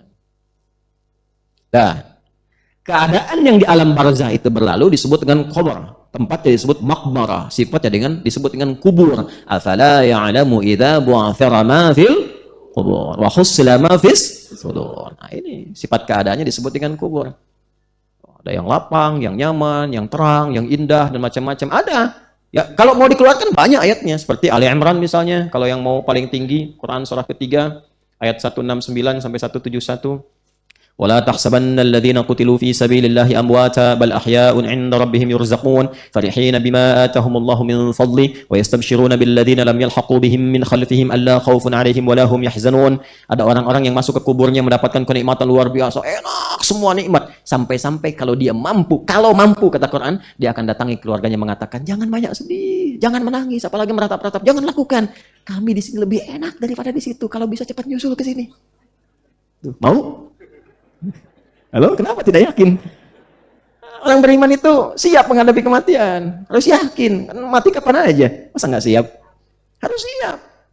Kalau masih ada rasa takut, berarti ada dua. Tercantol dengan dunia terlampau tinggi, atau maksiat yang belum ditaubati. Itu serius. Nanti kalau sudah melewati fase itu, tenang, kapan aja dipanggil siapa aja. Hak Allah kan untuk memanggil kita. Terserah, mau kapan aja pulang, terserah Allah lah yang punya. Kita kan punya Allah, mau diambil kapanpun kan mesti siap. Siap kalau sekarang wafat? Ya, banyakin istighfar supaya tenang. Jadi kalau dalam keadaan apapun kita sedang taubat, istighfar salawat. Mudah-mudahan wafatnya sedang istighfar. Ya, mudah-mudahan begitu. Biasakan yang baik-baik. Istighfar itu tinggi sekali. Dan diantara yang paling Allah sukai. Diantara yang paling Allah sama wudu, jaga wudu. Wudu itu keutamaannya nanti ada di hadis Muslim. Itu bagus sekali, masya Allah, indah sekali. Kalau Rasulullah Sallallahu Alaihi Wasallam, Rasulullah SAW pernah bersabda. Ini perhatikan kalimatnya ya. Au kama qala Rasulullah SAW au bima ma'na. Siapapun yang berwudu, man yatawadda, fayublighu au yusbighul wudu'a, kemudian dia menyempurnakan wudunya. Fayaqulu, dan dia berkata, asyhadu an la ilaha illallah wa anna Muhammadan abduhu wa rasuluh.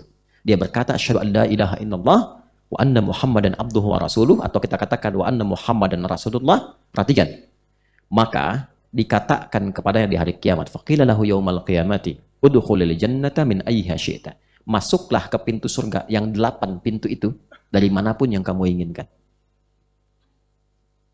Ya, tapi bukan berarti nggak ada implikasi dari situ, bukan. Jadi bukan sembarangan jaga wudhu, tidak begitu. Orang yang wudhunya benar, terjaga wudhunya, maka dia akan terjaga dari perbuatan maksiat.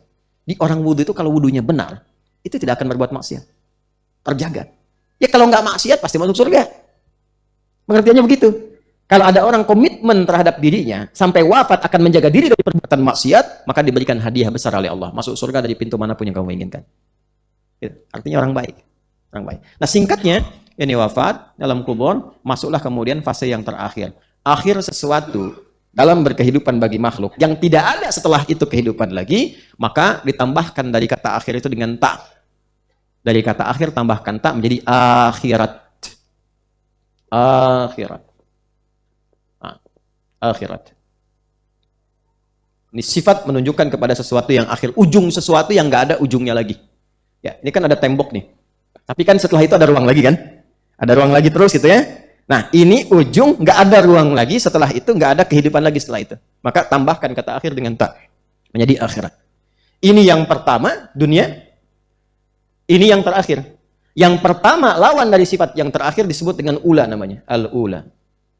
Nah, muncullah kemudian firman Allah, walal akhiratu khairul laka minal ula. Nyambung semua. Nah, nanti teman-teman sekalian, akhir kehidupan tuh di sini nih. Jadi ini puncaknya, nggak ada kematian lagi. Kalau di sini masih wafat, pindah ke sini, waiting room. Jadi kalau di sini meninggal, semua status dunia hilang, nggak ada beda kalau udah sampai sini. Ya, makanya kalau udah masuk alam kubur, sifat dunia hilang. Sifat dunia hilang. Semuanya sudah berharapnya satu gelar kan, almarhum. Itu aja kan? Apapun itu statusnya, berharapnya almarhum. Almarhum itu yang disayang. Kalau pengen disayang, berbuat baik. Ini udah banyak maksiat, mabuk iya, zina iya, korupsi iya. Meninggal almarhum. Pengen disayang, siapa yang sayang? Jangan bikin bingung malaikat ah. Malaikat ke situ, saya kira kamu marhum. Bum bum bum. Nah, ya. Jadi Quran tuh begitu, Quran ngaji tuh ada aja gitu, semua nyambung semua. Nah, ini walal akhiratu khairul laka minal ula. Teruskan. Jadi puncaknya di sini. Kalau ini statusnya hilang dengan kematian, selesai. Jadi kalaupun ada orang merasa misalnya kaya, kekayaannya selesai. Sama aja yang cukup pun, yang cukup. Saya tidak katakan miskin ya. Kaya lawannya apa? Cukup, bukan miskin. Lawannya cukup. Karena Allah memberikan rizki selalu cukup untuk kebutuhan kita. Yang miskin itu yang tidak merasa cukup dengan pemberian Allah. Saking sayangnya Allah masih diberikan lagi lewat skema zakat, lewat skema infak, supaya keluar dari rasa itu. Cuman memang pengennya miskin, ya itu persoalannya. Ya, tapi bukan berarti menjadi aib nanti kalau itu digunakan untuk ketaatan kepada Allah. Ada bab sendiri nanti, ada bab sendiri. Makanya pernah menemukan kalimat orang miskin masuk surga lebih cepat dibanding orang kaya. Miskin siapa yang dimaksudkan di situ? Bukan miskin maksiat. Dan miskin maksiat, nggak sholat, mabuk, macam-macam. Nah itu nggak mungkin masuk surga lebih cepat daripada yang selainnya. Balik ke sini. Ini selesai. Ini nunggu. Puncaknya sampai sini. Maaf, tidak ada status lagi kecuali bekal kesolehan yang dibawa. Jadi kalau di sini fakir, fakir selamanya. Kalau kaya, kaya selamanya. Karena sifatnya selamanya, maka disebut dengan abadi. Sifat keabadian yang melekat kepada makhluk disebut dengan khalidun. Dari kata khalada yakhludu, jamaknya khalidun. Dinasabkan untuk menguatkan kepada jiwa dengan nasab pakai jar, tancapkan pada jiwamu, maka berubah dengan dia khalidin. Makanya sering kita dengar di Quran khalidina fiha. Sifat ini. Kalau Allah baqa, bukan khalada. Khalid itu untuk makhluk. Kalau bagi Allah baqa, wujud kidam baqa, bukan khalid. Khalid untuk makhluk. Jelas ya? Nah, yang ingin saya katakan adalah kita mesti sadar bahwa kita akan pulang. Nah, ini di era jahiliyah belum ada pengetahuan ini. Tahunya setelah meninggal selesai hidup. Turunlah ayat Quran menjelaskan tentang ini semua, tentang surga, tentang neraka, tentang ini, tentang itu, tentang kubur dan sebagainya. Viral. Viral. Dari viral itu ada sebagian orang yang masih tetap ingkar, tetap nyoal tanpa argumentasi. Maka ditekankan di ayat keempat dan kelima, kalla saya'lamun, thumma kalla karena banyak diskusi dan sebagainya, viral, banyak diskusi, banyak menentang, ada yang yakin, ada yang ragu-ragu, maka berbeda pendapat.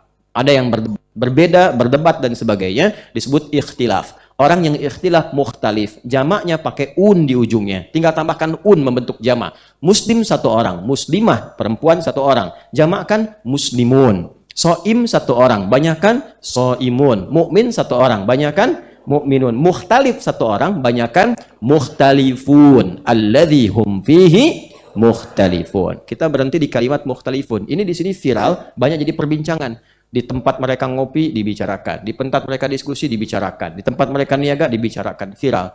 Tapi yang paling bermasalah adalah sudah jelas ayatnya, sudah terang keterangannya, sampai kepada jiwa masih ada yang ingkar. Ibarat ditunjukkan matahari terbit di timur, kelihatan mataharinya langsung kelihatan, masih ingkar juga. Maka orang seperti ini turunlah ayat yang keempat. Kalla, ini yang kita turunkan. Ini belum dibahas kan yang kallanya? Baru makna umum kan? Kita masuk kepada ayat yang keempat. Nah, ini yang mau kita kaji sekarang. Di sini materi pokoknya. Yang tadi mau mukadimah kedua. Ini baru kita ngaji nih. Ya. Kalla. Kalla. Saya Saya tuliskan 4. Kalla saya alamun. Yang sebelumnya, tafsir sebelumnya silahkan dilihat di episode sebelumnya. Yang ini kita masuk ke 4 dan 5. Tsumma kalla saya'lamun. Ya, 4, 5. Kitab tafsir yang menjadi rujukan hari ini namanya tafsir Ruhul Ma'ani. Apa namanya? Ruhul Ma'ani. Bukan ruhud, ruhul. Ruhul Ma'ani. Kemarin kan saya bawakan yang tafsir Ibnu Jarir At-Tabari ya. Nanti satu-satu kita tunjukkan. Ini kitabnya. Ini 15 jilid, 15 begini. Ini jilid yang ke-15. Setiap ini ada 2 subjilid. Jadi setiap kitab ini membahas 2 juz, 2 juz, 2 juz, di 15 kali 2, 30 juz. Karangan Syekh Mahmud bin Abdullah bin Mahmud Al-Husaini Al-Alusi Al-Baghdadi. Lahir di Baghdad, di pinggiran kota Khur, 10 Desember 17 Sya'ban 1270 Hijriah, 1802 Masehi. Sejak kecil usia 10 tahun sudah menghafal Quran, hadis, mantik, tafsir. Saya sampaikan dari awal seperti ini, maksudnya untuk memotivasi. Kalau bapak, ibu ingin salah satu anaknya menjadi ahli Quran, ahli tafsir, siapkan sejak dini. Kalau baca biografi para mufassir, rata-rata di fase 10 tahun sudah pada hafal Quran. Jadi dari fase sejak lahir, dengarkan Quran terus. Saya kasih rumus ya. Tapi komitmen dulu ya, maaf ya. Ini rahasia di antara kita ya. Nih, pelan-pelan. Ini rumus cepat yang disampaikan dari para ahli Quran. Kalau seorang anak dari tumbuh ingin cepat hafal Quran, di antara caranya begini. Selain dalam kandungan dibacakan Quran, perdengarkan, nanti ketika baru lahir, di usia 0 tahun, dihitung dari mulai lahir ya. Bukan dari usia 4 bulan di kandungan. Nanti beda lagi fasenya. 0 tahun, pelan-pelan, sampai usia 3 tahun. Sudah? 0 tahun sampai usia berapa? 3 tahun. Ini fasenya nanti di 2 tahun setengah. 2,5 tahun. Ini untuk mencetak penghafal Quran 30 juz dalam usia 3 tahun. Kalau ingin Qurannya saja, bukan dengan karakter ya. Kalau dengan karakter nanti beda lagi rumusnya. Maksud karakter itu Qurannya hafal sekaligus dipraktekkan dalam hidup. Nah, perhatikan baik-baik. Ini fase awal kelahiran. 0 tahun ini perdengarkan setiap bulan 1 juz. Setiap bulan 1 juz. Jadi dari mulai lahir, setiap hari perdengarkan 1 juz. Tapi jangan diacak. Berurut saja, konsisten. Jadi dari mulai usia hari pertama sampai 30 hari misalnya, juz 1 aja. Dari Al-Fatihah, bukan dari Al-Baqarah. Dari Al-Fatihah sampai Al-Baqarah 141. Itu aja terus. Jangan diganti, jangan diacak. Supaya yang didengar itu aja. Terus. Bapak ibunya sertai, ngajinya itu aja terus. Ngaji itu. Sehingga konsisten antara anak dengan orang tua sama. Paham ya? Anak dengan orang tua sama. Nggak apa-apa yang dihatamkan itu aja. Ya, kan 1 juz sebulan tuh nggak susah. Kan? Jadi antara anak dengan orang tua gelombangnya sama, nyambung. Setelah itu terus, ya, usia 2 bulan, juz keberapa?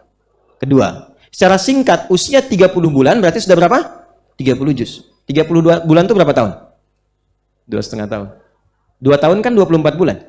Ya kan? Setahun 12 bulan. 2 tahun 24 bulan. Berarti 2,5 tahun sudah 30 bulan. 30 juz. Anak itu kekuatan yang pertama kali untuk mendapatkan informasi di pendengarannya. Bukan penglihatannya. Karena itu ketika lahir, penglihatannya belum jelas keseluruhan. Tapi pendengarannya sudah sangat tajam. Sudah sangat tajam. Maka ketika dibacakan dengan metode tadi sampai dengan 30 juz, usia 2,5 tahun, itu Quran sudah masuk seutuhnya dalam jiwanya. Sudah masuk seutuhnya. Tinggal dikuatkan dalam fase setengah tahun berikutnya. Bukankah 2,5 tahun sudah mulai bicara? Nanti ketika mulai bicara yang keluar Quran terus tuh. Quran. Tinggal diruntutkan. Setengah tahunnya dipakai untuk itu. Maka usia 3 tahun, itu sudah mendapatkan Quran 30 juz dari segi bacaan. 3 tahun. Dan ini sudah banyak dipraktekkan sekarang. Untuk memudahkan itu, fase kandungan dimulainya. Dalam sejak usia 4 bulan. 4 bulan itu udah dibacain Quran, Sehingga ketika lahir kenal dengan Quran. Ada anak-anak yang menangis dibacain Quran jadi diam. Karena kenal dengan bacaan itu. Ada yang dibacain azan jadi diam. Karena kenal dengan suara itu. Ada yang demikian. Ya, ada yang nangis kasih dangdut, diam gitu kan? Karena emang saat mengandungnya kasih dangdutan terus gitu. Nah, jadi kalau kita itu makhluk akhirat, artinya mau meninggal, mau wafat, ya jadilah orang cerdas. Nah, ya cerdas itu anugerah, bodoh itu pilihan. Bikin status ya, cerdas itu anugerah, bodoh itu pilihan. Jadi kalau udah dikasih anugerah, jangan memilih untuk keluar dari situ. Dah, pelan-pelan. Fokus ya, ini satu. Nah, kita kembali lagi sekarang. Teman-teman sekalian, ini beliau, Syekh Mahmud ini, Al-Alusi, kemudian menjadi pakar yang sangat luar biasa di bidangnya, sampai jadi mufti, mengajar dan sebagainya. Di antara karyanya adalah tafsir Ruhul Ma'ani. Jadi kalau ada tafsir-tafsir Quran yang bagus, maka ini intinya, ini ruhnya katanya. Ini maknanya. Ini bahasa balaghah saja. Maksudnya, ini tafsir saya susun dengan berkualitas, bukan nulis asal-asalan. Kadang-kadang kan begini Pak, orang kalau nulis berjilid-jilid, 15 jilid, jilid pertamanya kan tebal, kan? Jilid keduanya kan agak berkurang. Jadi kalau jilid pertama 1000 halaman, jilid kedua 500, jilid ketiga 2,5 gitu kan, 250. Terus sampai jilid penutup cuma 10 halaman tuh kan? Ya kan? Ada yang begitu ya? Kalau ini enggak. Ini tuh jilid yang terakhir Pak, tebalnya masih segini. Ya, makanya beliau katakan, saya nulis ini enggak sembarangan, terukur dari setiap makna dan keadaannya. Ini tafsir Ruhul Ma'ani, termasuk tafsir yang berkualitas. Ya, saya untuk mengajar ini saya kumpulkan tafsir yang ada apa aja. Saya beli yang ada sekarang, kumpulkan satu-satu, dibandingkan, nanti saya bawa satu-satu. Ya, saya bawa satu-satu. Kalau mau riwayat, tafsir Ibnu Jarir At-Tabari itu lengkap, kaya sekali itu. Hadis, riwayat. Di tafsirnya maksur. Jadi kita belajar tafsir itu bersamaan. Ini riwayat dari nabinya, dari sahabatnya, jalurnya begini, bisa dilacak ketemu sampai ke nabi. Ini pemaknaan bahasanya. Ini pemaknaan tafsir dengan pendekatan terminologis, akliyahnya, argumentasinya. Sehingga argumentasi kuat, rasionalitasnya kuat, riwayatnya juga kuat. Paham? Bismillahirrahmanirrahim. Kita teruskan. Kalla saya'lamun. Kalla. Rad'un 'anit tasa'uli 'anil wajhainil mutaqaddimaini fihi. Kalla itu harf rada'. Rada' itu disebut juga dengan mana'. Ya. Kalla harf rada', rad'un, atau bimakna mana', atau bimakna iqaf. Berarti mencegah atau menghentikan sesuatu, mencegah atau menghentikan sesuatu yang tidak berfaedah, tidak bermanfaat, atau sesuatu yang membahayakan, yang melahirkan madarat. Ya. Makanya diartikannya di terjemahan sekali-kali tidak, sekali-kali jangan. Tapi kalau kita cuma dapatkan begitu saja, sekali-kali jangan, sekali-kali tidak, sekali-kali aja yang tidak, gitu kan? Misalkan kadang-kadang begitu, ya. Pengaruh ke hatinya tuh nggak dalam gitu. Tapi kalau kita mengerti, kalau ada kala berarti ada bahaya. Itu maksudnya. Kalau ada kala berarti ada yang tidak bermanfaat. Kalau ada kala berarti ada yang madarat. Jadi kalau Anda temukan kata kala dalam Al-Quran, berarti informasi yang disampaikan menunjukkan ada sesuatu perbuatan yang membahayakan. Ada sesuatu yang tidak bermanfaat. Harusnya orang beriman itu tidak mengerjakan itu. Karena semua orang beriman, perilakunya manfaat semua. Jadi kalau ada orang beriman berbuat yang tidak bermanfaat, berarti ada masalah dengan imannya. Karena itu disebut mukmin karena bermanfaat. Mata memandang yang bermanfaat, telinga dengar yang bermanfaat, lisan bicara yang bermanfaat. Kalau lisan berkata yang tidak bermanfaat, berarti pengaruh iman ke lisannya tipis. Kenapa tipis? Karena ada perbuatan-perbuatan di lisan yang tidak dilakukan menguatkan iman. Iman itu sandingannya taat. Iman, sandingannya taat. Lawannya maksiat. Jadi kalau perangkat iman dipakai taat, iman akan menguat. Perangkatnya apa? Tubuh. Ini perangkatnya nih, dari ujung kepala sampai ujung kaki. Kalau lisan dipakai taat, kata-kata yang baik saja, yang mulia saja, imannya akan kuat. Makanya dilatihnya dengan kalimat thayyibah, subhanallah, alhamdulillah, Allahu akbar, istighfar dipakai dalam sholat supaya lisan berkata baik. Nah sebaliknya, kalau lisannya bergeser dari taat, keluarnya maksiat, dipakai untuk berkata yang kotor terus dan sebagainya, sehingga dia menjadi tidak sensitif pada kebaikan, bahkan anti terhadap kata-kata mulia. Wah, katanya seperti para kiai saja, sok soleh kamu. Sudah begitu, ini menunjukkan masalah imannya. Sama. Sampai ke tangan, sampai ke kaki. Karena itu setiap perbuatan kita seringkali disertakan iman di dalamnya. Man kana yu'minu billahi wal yaumil akhir falyakul khaira au yasmut. Kata Nabi, kalau merasa beriman, lisannya pasti baik. Kalau nggak baik, ada masalah di imannya. Yang disentuh imannya loh, bukan lisannya. Seakan-akan berkata begini, kamu mukmin bukan sih? Orang beriman bukan sih? Orang beriman tuh nggak begitu. Bahasa Qurannya begitu. Kata Nabinya begitu. Jadi kalau kita terjemahkan dengan terjemah bebas, ini kalimatnya sopan tapi dalam banget. Ya, apa bahasa Ukrainanya itu? Nyelekit ya. Nyelekit gitu. Ya. Ya. Ini kan kalau di kalimatnya begini kan dalam. Kamu tuh sebenarnya beriman nggak sih? Terus yang nanya tuh bukan kita, Rasul yang nanya. Bisa nggak berhadapan dengan Nabi menerima kalimat itu? Kamu ngaku umatku, tapi perilaku kamu nggak seperti ciri-ciri umatku. Kamu tuh sebetulnya beriman nggak? Yang bilang itu adalah Rasulullah. Kan perasaan kita. Gini aja, gini, untuk menggambarkan. Ada ibu yang mengandung, melahirkan, memberi ASI, menyayangi dan sebagainya. Tiba-tiba kita berbuat sesuatu yang tidak pantas. Lalu ibu memanggil. Nah, ibu tuh mengandung kamu begini. Melahirkan kamu berjuang dengan kematian. Merawat kamu, menyayangi kamu. Bawa kamu kemana-mana. Kadang-kadang berbuat sesuatu yang memalukan. Ibu tidak malu. Ibu kuatkan kamu. Tapi kamu berbuat seperti ini. Sebetulnya kamu anak ibu atau bukan? Tuh, mau bilang apa? Anak ibu. Kalau memang anak ibu jangan begitu. Ini kalimat yang berbeda tapi dengan makna yang sama. Itu dibalik tuh sama kita tuh. Anda ini beriman tidak sih? Kamu ini beriman tidak sih? Kok masih berbuat yang begitu? Maka ketika muncul kata kalla, berarti ada sesuatu yang tidak benar di situ yang orang beriman tidak mungkin melakukan itu. Karena itu kalimatnya ditujukan kepada yang belum punya iman. Siapa? Orang jahiliyah yang belum beriman. Jadi kalau ada orang mengaku beriman sekarang melakukan perbuatan yang sama, ya saya nggak bisa katakan ya.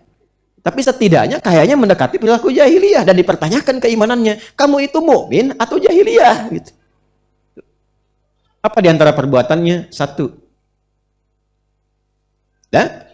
mengolok-olok Nabi, menyoal Rasulullah. Awas, hati-hati nih.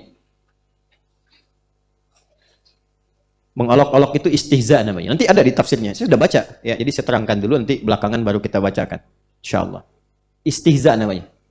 Mengolok-olok Rasulullah itu bisa ke pribadinya, bisa ke hadis atau ke wahyunya. Berarti Al-Quran.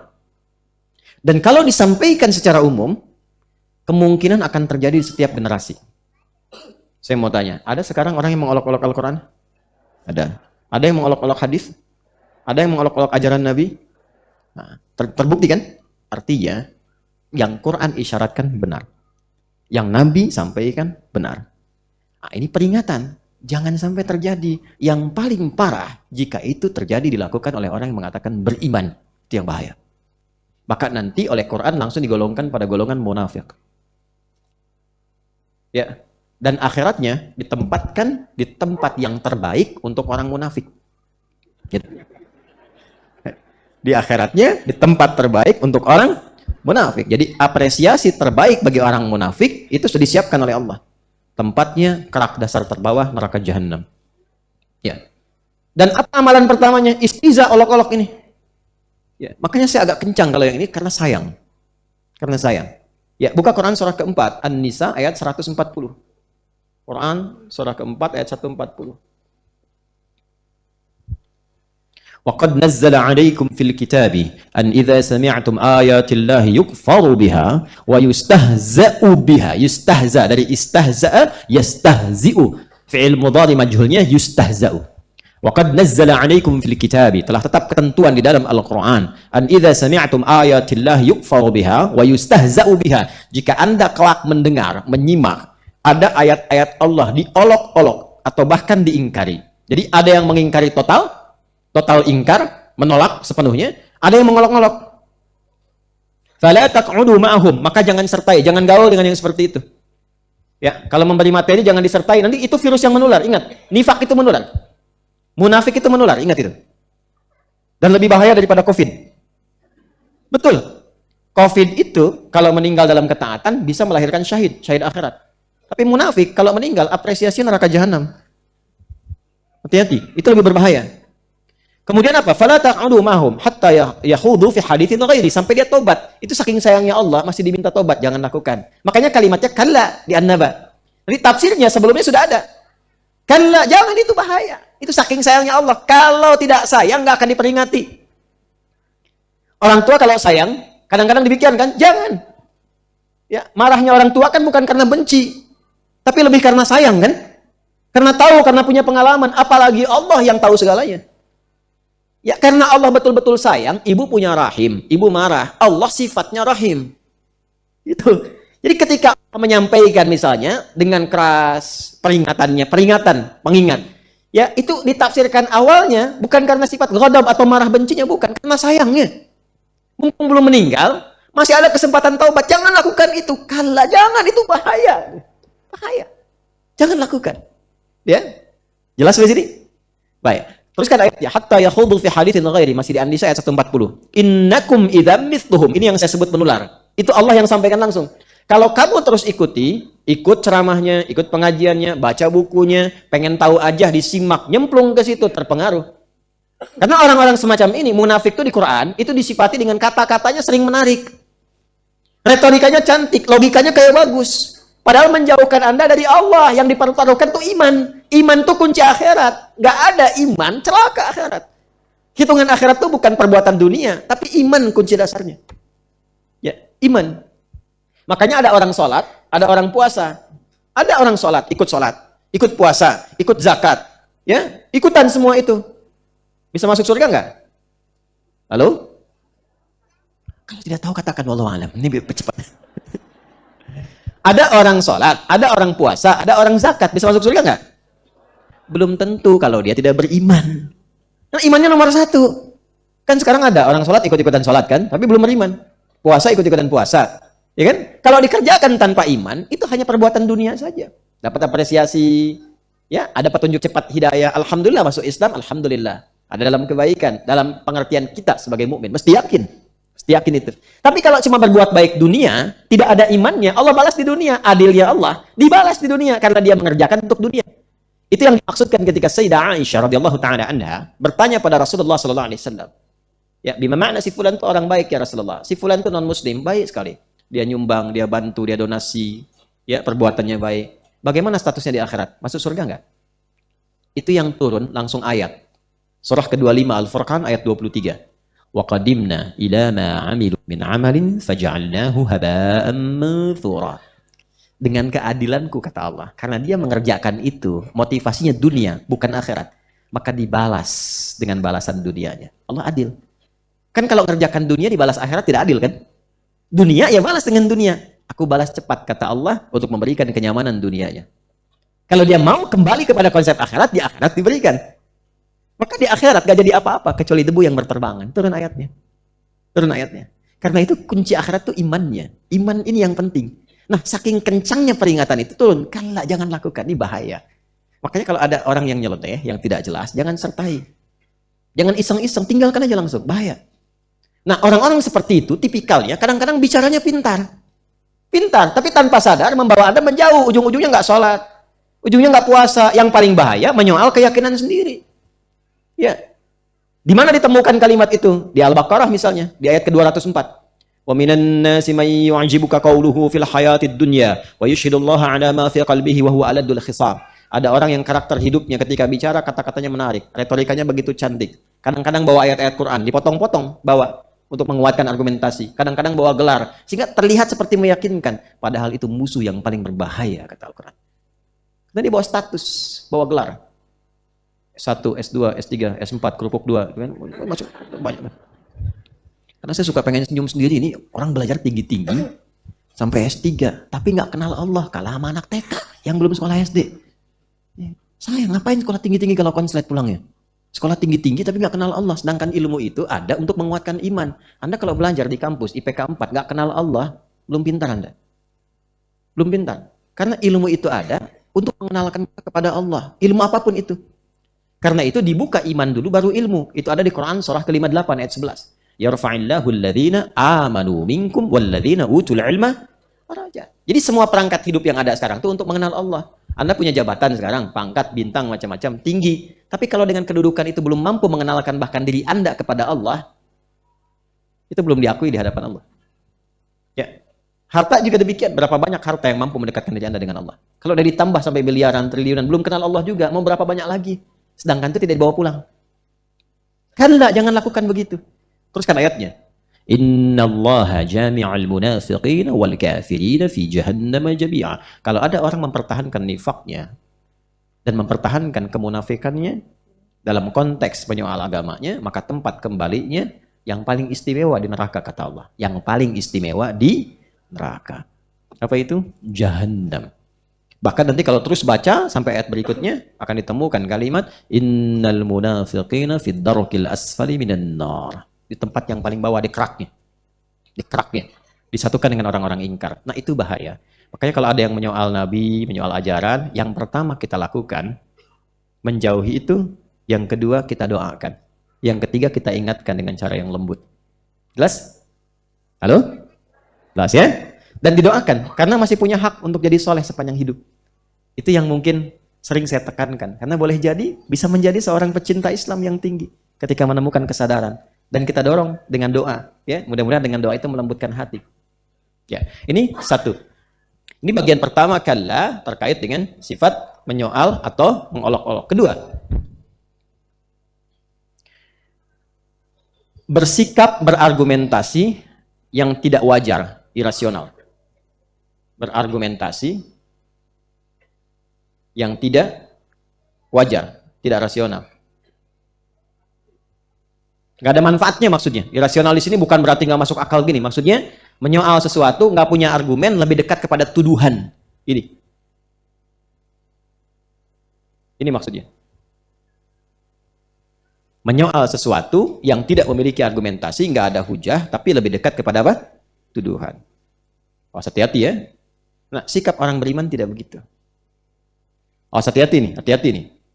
Turunan dari ini kan ada debat kusir yang tidak jelas. Pernah dengar hadis ini?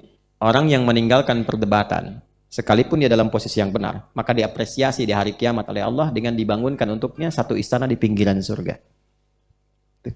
Kok di pinggiran ya Allah? Alhamdulillah gitu aja dapat kan, daripada nggak sama sekali. Masih nawar aja.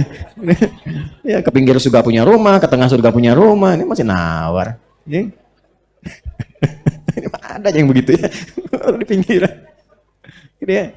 Nah, jadi memang ada orang yang kalau kita berdebat itu kita semakin jadi bodoh gitu, walaupun kita benar. Nah Imam Syafi'i itu kalau pada yang begitu udah tinggalin aja.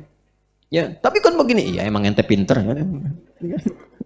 Nggak bisa begitu, iya terserah ente aja deh. Yang kayak begitu tuh kadang ada orang yang memang mesti disenyumin aja, ya. Maksudnya apa? Ya itu. Ya, nah, jadi kalau ada yang bersikap seperti itu. Ada orang yang selang kali menuduh, menyoal, kadang-kadang mempertahankan kesalahan dengan menyalahkan orang pun termasuk bagian ini. Karena ada sikap di antara manusia yang diungkap di dalam Al-Quran, juga keterangan Nabi. Kadang-kadang ada orang begini karena egonya tinggi, menuhankan ego, sehingga dalam keadaan salah pun tetap mempertahankan kesalahan dengan menyoal orang lain. Itu akan ditemukan itu. Ada yang begitu? Akan ditemukan. Sudah tahu salah dan mengerti dirinya salah. Tapi menempatkan dirinya bahkan lebih tinggi di atas bintang. Sehingga ngejarnya ketinggian. Untuk mempertahankan itu bahkan menyoal kepada orang yang benar. Wah, ini bahaya. Kalla, jangan begitu. Kayaknya terjadi nih. Qurannya benar, dia tahu itu benar. Dia tahu ayatnya benar, dia tahu menghujam jiwa. Yang dituduh malah Nabi. Dia syair nih, dia tukang sihir nih, dia dukun nih, ini produk manusia biasa nih. Untuk menutupi kekurangannya, dia menyoal orang lain dan melampaui nilai-nilai kebenaran. Itu bahasa Qurannya. Kalla, jangan lakukan. Bahaya. Dan orang Islam, orang beriman, yang benar-benar beriman tidak akan melakukan itu. 3. Tidak berdebat pada sesuatu yang sudah jelas. Udah tahu matahari terbit di timur, tenggelam di barat, masih berdebat. Kenapa harus terbit di timur? Sepertinya akan ada pendekatan baru kalau akan terbit di tenggara, katanya. Itu kurang kerjaan. Kurang kerjaan. Berdebat pada yang tidak jelas. Yang tidak jelas. Termasuk menyoal yang sudah jelas. Kalau sesuatu sudah jelas, jangan banyak ditanyakan. Kalau banyak ditanya pada yang jelas, nanti yang jelas menjadi semakin tidak jelas. Ya. Dan semakin menyulitkan. Kisah Al-Baqarah kan begitu. Yang dimulai di ayat 67 itu. Ya, kemudian nanti mengerucut di ayat ke 73 sampai 73. Dan bisa mengeraskan hati di ayat 74-nya. Padahal kan cuma disuruh nyembelih sapi. Udah jelas sapi mana aja. Mau besar, mau kecil, mau yang warnanya kuning, yang merah, masih ditanya kan. Sapi yang bagaimana? Jadi susah. Oh itu sapinya yang berwarna kuning keemas-emasan. Yang bagaimana lagi? Kan banyak yang begitu. Yang nggak pernah dipakai membajak. Yang bagaimana lagi? Yang nggak pernah dipakai untuk yang berat-berat. Akhirnya nyarinya susah. Wa makadu yaf'alun. Jadi kalau disuruh beli sabun sama ibu, sama nenek, beli sabun. Nggak usah nanya. Mereknya apa? Oh, saya nggak usah sebut merek, nanti endorse ya. Merek A, cari. Yang di mana tokonya? Apakah yang Maret, yang April, yang Januari, yang mana? Itu, yang April. Yang mana? Yang dekat kuburan atau jauh dari kuburan? Yang pelayannya laki-laki atau perempuan? Yang laki-laki. Begitu ke sana balik lagi. Mana sabunnya? Ah, pelayannya perempuan. Padahal yang diminta beli sabun. Jelas ya? Makanya nanti di Al-Maidah, di ayat 91 akan turun nanti. Ya, akan turun kalimat ya ayyuhalladzina amanu, imannya dulu la tasalu an asya'a in tubdalakum tasukum. Ayat 101, saya lihat bukan 91 tapi 101. Hai semua orang yang beriman, tipikal orang beriman itu tidak mempertanyakan sesuatu yang sudah jelas. Kalau bertanya pada yang jelas, lama-lama yang jelas nanti menjadi semakin tidak jelas. Udah tahu sholat subuh itu cuma 2 rakaat, dibikin stadium general. Bahas, ujung-ujungnya pada sholat. Itu problemnya. Paham ya? Nah, jadi kalau menemukan kala berarti ada sesuatu yang ya, ada sesuatu madarat, ada sesuatu yang tidak bermanfaat. Ciri orang beriman mesti menjauhi itu semua. Teruskan. Kalla saya'lamun. Teruskan. Ya, maksudnya saya teruskan mau baca ini. Baik. Wa an ikhtilafi bima'na mukhalafatin nabi mukhalafatir rasul sallallahu alaihi wasallam fi amril ba'thi. Apalagi kemudian menyoal Rasulullah sallallahu alaihi wasallam terkhusus dalam ayat ini tentang hari kebangkitan. Maksudnya apa? Di antara perbuatan yang sangat berbahaya adalah menyoal atau bertentangan atau menyelisihi Nabi sallallahu alaihi wasallam secara nyata pada hal-hal pokok. Maka itu yang sangat membahayakan, termasuk tentang perkara hari kiamat. Saya'lamun wa'idun liulaikal mutasailin al mustahzi'in bi tariqil istinafi wa ta'lilil rada'. Kemudian, nah ini wassin, nah ini yang saya senang. Wassinu littaqribi wat ta'kid. Kalla saya'lamun. Pernah dengar yang ini? Kalla saufa ta'lamun. Ada? Tsumma kalla saufa nanti kita dapatkan itu di Al-Adiyat ya. Tapi di sini sa. Tidak menggunakan saufa. Kenapa pakai sa tidak pakai saufa? Kenapa di sana saufa, di sini sin saja, sa. Wassinu, kata Syekh Mahmud Al-Alusi, wassinu, sin di sini, lit-taqrib wat-ta'kid. At-taqrib wat-ta'kid. At-taqrib mendekatkan sesuatu. Menunjukkan bahwa yang dijanjikan itu akan datang dengan cepat. Dekat waktunya. Tidak lama. Ta'kid untuk menguatkan. Ya, ta'kid untuk menguatkan. Biasanya diartikannya sebentar lagi gitu. Misal gini. Aina Ustadz Adi? Kemana Ustadz Adi? 7:30 kok belum tiba, kan? Padahal waktu ngajinya misalnya 7:30. Enggak kok, bukan 7:30, jam 8. Oh iya, pas dia di flyer betul jam 8. Jam 8 belum datang. Tanya DKM, Ustadznya kemana Pak? Dijawab sama DKM. DKM bisa bahasa Arab. Ustadz sayati. Sinnya maksudnya takrib, sebentar lagi. Ustadz sebentar lagi tiba. Terus ada takkidnya menguatkan. Saya tegaskan ya, saya yakinkan. Nih WA-nya. Udah dekat tuh, dibelokkan sebentar lagi. Cuman lampu merah. Karena itu harus berhenti. Sebentar lagi, paling 3 menit nyampe. Nah itu sin fungsinya. Jelas? Kalau pakai saufa, masih ada etape, tahapan. Ada jeda. Ada jeda.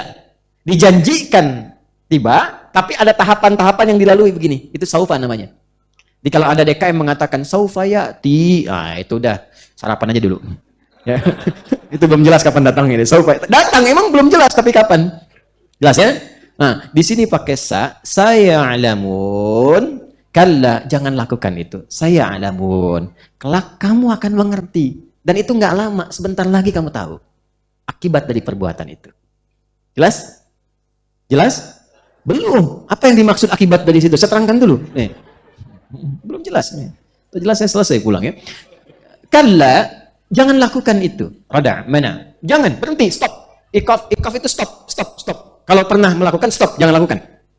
Kalau sudah paham sekarang, jangan ulangi, stop. Jangan, itu bahaya. Kata Quran. Jangan lakukan. Itu ada madarat.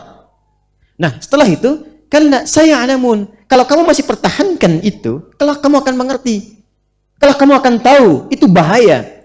Kapan tahunya? Sebentar lagi kamu akan dapati. Nah, yang paling menarik adalah kenapa disebutkan 2 kali setelah itu thumma kalla. Ayat kelimanya kan? Ini kalla saya'lamun, yang ini thumma kalla. Nah, perhatikan baik-baik. Di sini indahnya di dalam tafsir Syekh Mahmud Al-Alusi ini Ruhul Ma'ani dijelaskan salah satu maknanya yang pertama, yang ini terkait dengan kematian.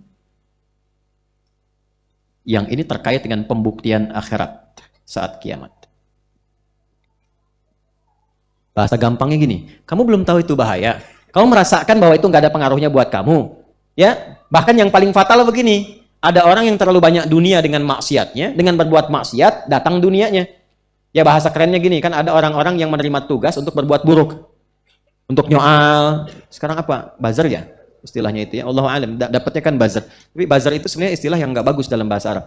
Jadi badzara yubadziru tabdziran. Tabdzir itu sesuatu yang sia-sia, yang nggak ada manfaatnya, yang nggak ada isinya. Di badzar itu badzara yubadziru tabdziran, fahuwa mubadzirun fadaka badzar. Tafsir sorofnya begitu. Badzara yubadziru tabdziran, fahuwa mubadzir. Orangnya mubadzir. Sifat yang melekat pada orang itu disebut dengan badzar kalau pakai dza. Artinya orang yang punya sifat berbuat yang nggak pernah ada manfaatnya. Nggak ada manfaat. Ya kalau nggak ada manfaat nggak usah dilayanin gitu. Ya, nggak ada manfaatnya, nggak ada isinya, kosong semua isinya. Ya, itu badzar. Makanya mubadzir itu perbuatan yang sia-sia. Jadi merespon pun sia-sia juga. Jangan dipotong kalimat saya. Ini saya lagi nerangkan itu tuh ya. Ustadz Adi Hidayat mengkonter tentang badzar. Ya apa-apa lah, silakan aja. Ini, ya, saya kan lagi nerangkan makna itu ya. Badzar. Dan disebut perbuatan sia-sia itu termasuk perbuatan setan. Makanya nanti ada ayat mengatakan innal mubadzirina kanu ikhwana syayatin. Para badzar itu teman-temannya, ada yang bilang tuh. Nah, ya, maksudnya lebih banyak berbuat yang sia-sia, maksudnya begitu. Oh, sini ada musim-musim situasi politiknya. Saya nggak ada kaitan sama itu. Saya hanya menerangkan ayat saja. Paham? Ya, jadi buzzer itu temannya banyak berbuat yang sia-sia. Setiap orang yang berbuat sia-sia, walaupun bukan buzzer, tetap itu terkena provokasi setan. Ya. Jadi makna umum kadang-kadang mengerucut kalau diprofesikan, itu problemnya. Ya, buzzer itu kan istilah lama. Kalau mau ditarik, cuman menjadi spesifik karena dibawa ke dalam satu profesi, itu yang repot. Nah, itu dilarang. Oleh Quran dilarang. Jangan lakukan. Jangan kerjakan. Suatu saat kamu akan paham. Kapan terjadinya? Satu, kalla sa di sini salah satu tafsirnya menunjuk pada kematian. Sekarang memang kamu merasa banyak dibayar. Dapat proyek ini, proyek gitu kan. Serang ini, serang itu, ini, dapat uang. Dicegah. Kalau kamu benar-benar mengaku beriman, kamu mengatakan saya muslim juga. Ente muslim tapi begitu, jangan lakukan. Benar nggak beriman? Ini yang nyoal Quran. Benar nggak muslim? Benar nggak punya iman? Jangan lakukan. Kalau masih dilakukan seperti itu, sekarang kamu merasa nyaman, nanti sakaratul maut kamu rasakan. Ya. Ada yang ambles kuburannya. Itu. Oh, sekarang bahaya nih. Kalau saya bilang begini, kadang-kadang ada video gitu kan dipotong, ada yang ambles kuburannya. Sekarang saya nggak kesana ya, wastu. Karena suka dipotong-potong tuh. Saya ngeliat video, kapan saya bilang begini gitu saya tuh. Aduh. Maksudnya bukan ke sini, munculin gini, munculin. Ya, memang dunia itu serba begitu sekarang. Hati-hati ya. Ini, jadi yang pertama diberikan itu saat sakaratul maut. Makanya Firaun Firaun itu karena tidak mau tobat, itu ditunjukkan saat sakaratul mautnya. Dan dahsyatnya Firaun jadi pelajaran. Di alam kuburnya itu ditampakkan terus nerakanya tiap pagi sampai petang. Nerakanya ditampakkan terus. Ada orang berkata begini, gak ada siksa kubur, yang ada di kuburan tidur. Ya tapi kalau ente mimpinya ketemu kuntilanak botak yang menyeramkan dan gak bisa bangun, rasanya kan tersiksa.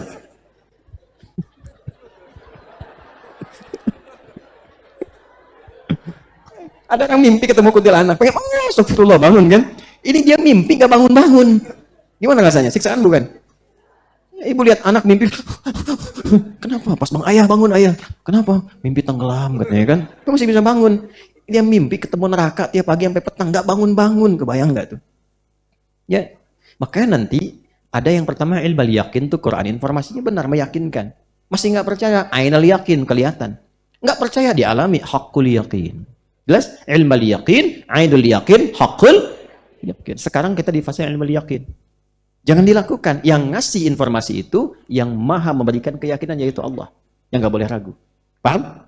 Jadi yang ini fase menjelang kematian, yang ini adalah fase saat mendapatkan kepastian azab di akhirat dan ditunjukkan oleh Allah Subhanahu wa taala. Secara singkat ayat 4 dan 5 ingin menegaskan bahwa orang-orang yang hidupnya lekat dengan keburukan seperti yang disebutkan, menyoal, mengolok, dekat kepada yang membahayakan, maka sebetulnya kehidupannya sedang terancam oleh hukuman dan kegelisahan-kegelisahan sepanjang ia memilih tidak bertobat.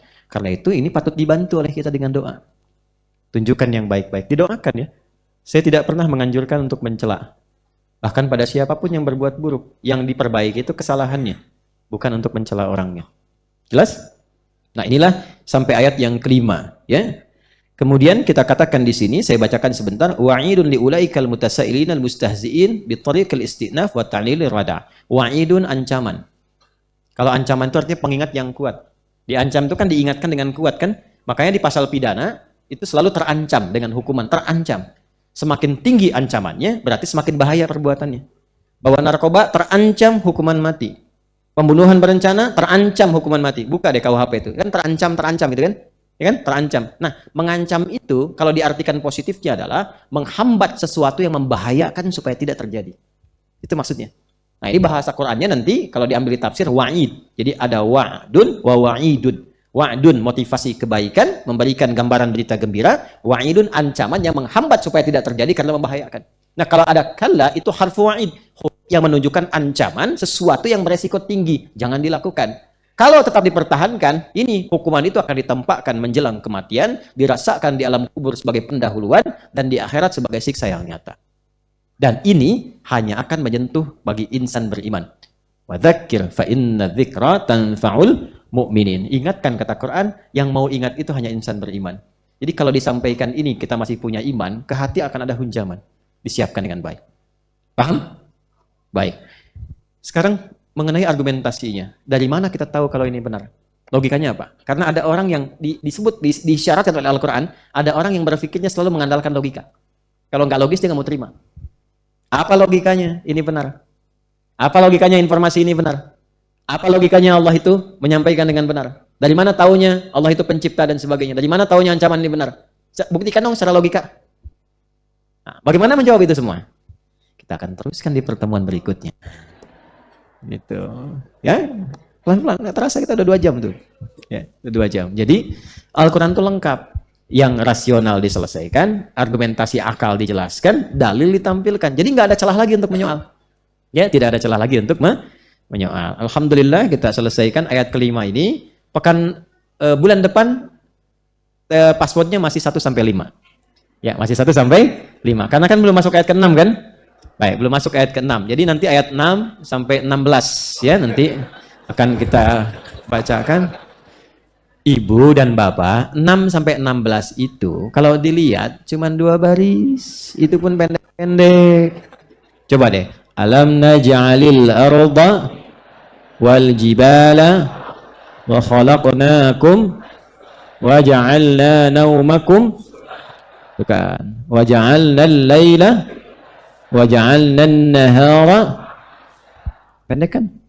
Coba bandingkan dengan Al-Baqarah ayat 282 sampai bawah. Gitu ya. Dan ini motivasi supaya kita mau membaca.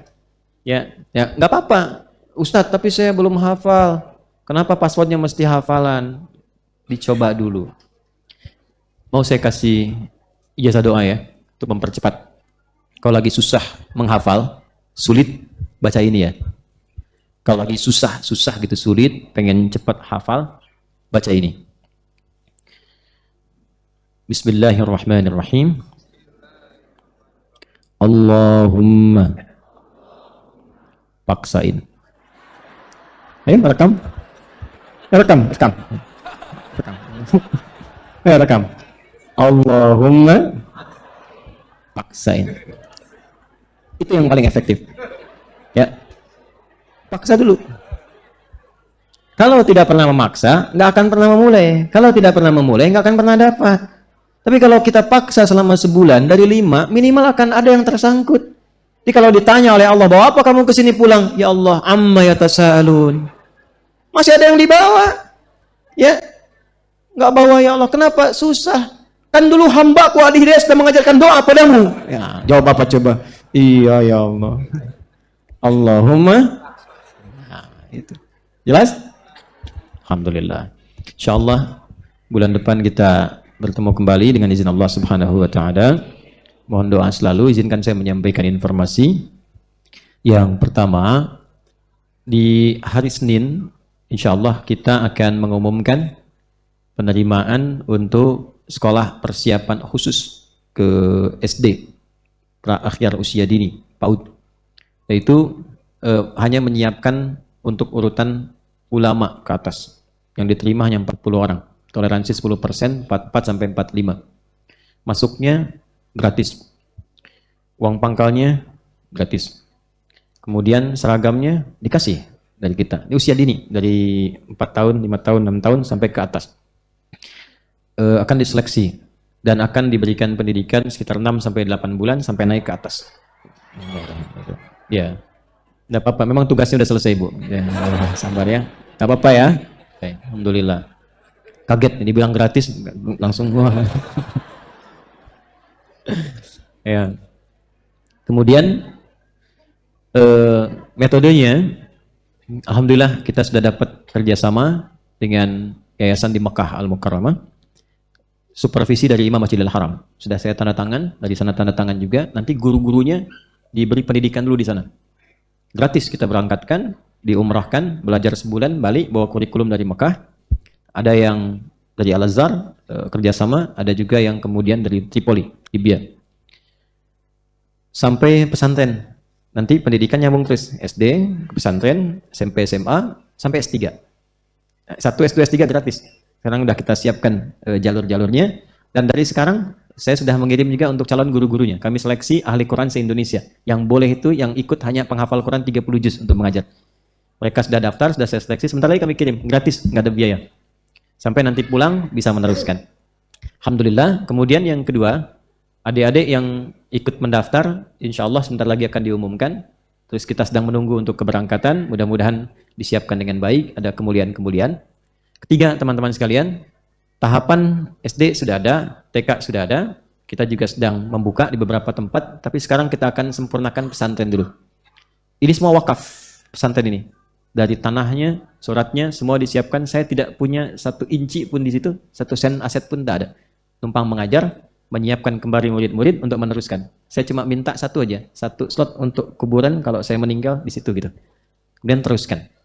Dan saya sedang nabung juga. Jadi kalau kami begini, yang bisa kami biayai, yang punya biayai dulu, nanti kurangnya dibagi. Kalau nggak ada kurang, gratis. Ya, karena kita bertugas bukan untuk cari dunia. Kita bertugas hanya ditugaskan oleh Allah, ada amanah ilmu sampaikan. Selesai.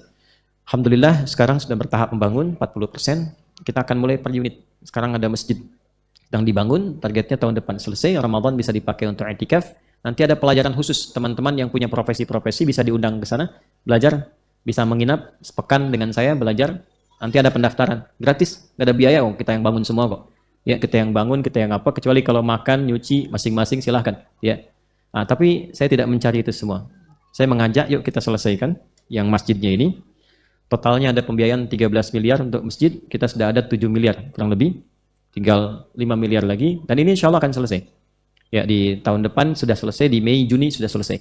Jadi saya cuma infokan kalau teman-teman mau berwakaf, dipersilakan. Kalau tidak ya sudah keduluan juga sama orang-orang yang terbiasa seperti itu. Itu masjid, kemudian nanti ada guest house sudah jadi nginapnya nanti guest house seperti apartemen tipe studio.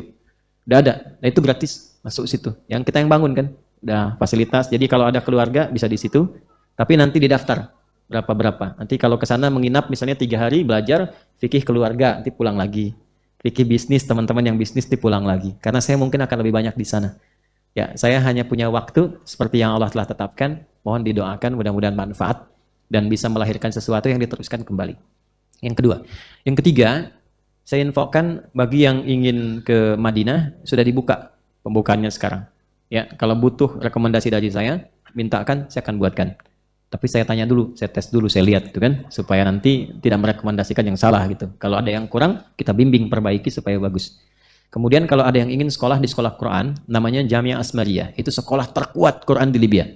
Hanya mungkin untuk laki-laki dulu. Saya diberikan kuota sampai 30. Ini sedang saya seleksi, baru lulus kemarin 20 orang itu, yang terambil baru 2 ahli Quran. Tidak ada yang keluar dari situ kecuali jadi ahli Quran. Karena semua jurusannya mensyaratkan untuk lulus hafal Quran. 30 juz. Dan sangat kuat. Dia hafal Quran dengan tulisan. Karena metodenya pakai lauh. Tulisan, bacaan, hafalan. Itu kuat sekali. Namanya Jamiah Asmariyah. Kami insya Allah akan ada MOU. Dan dekannya, rektornya sudah kirim ke sini. Kita siapkan. Saya hanya bantu itu saja. Ya, kita nabung. Apakah gratis? Tiketnya kami siapkan. Di sana nanti ada beasiswa. Nggak ada 1 sen pun keluar untuk biaya itu. Sepanjang bisa dilakukan. Disilahkan. Saya hanya bisa membuka peluangnya. Manfaatkan dengan baik. Mumpung masih ada di sini. Karena mungkin tahun depan saya juga akan lebih banyak aktif di luar negeri. Karena sudah ada tuntutan dari luar untuk bisa berkontribusi keluar. Saya belum bisa buka saat ini, tapi nanti kalau sudah pasti sudah ada baru bisa disampaikan.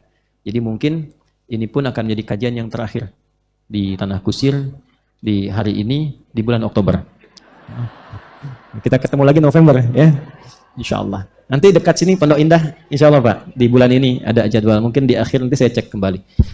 Terima kasih untuk hari ini. Semoga kita dimuliakan, diberikan kekuatan oleh Allah Subhanahu wa taala. Allahumma taqabbal minna innaka antas sami'ul 'alim wa tub 'alaina innaka antat tawwabur rahim. Allahumma arhamna bi rahmatil Qur'anil karim waj'alna min ahlil Qur'an waj'alil Qur'ana sahiban lana fid dunya wa nuran lana fil qubur wa syafi'an lana fil akhirati ya arhamar rahimin.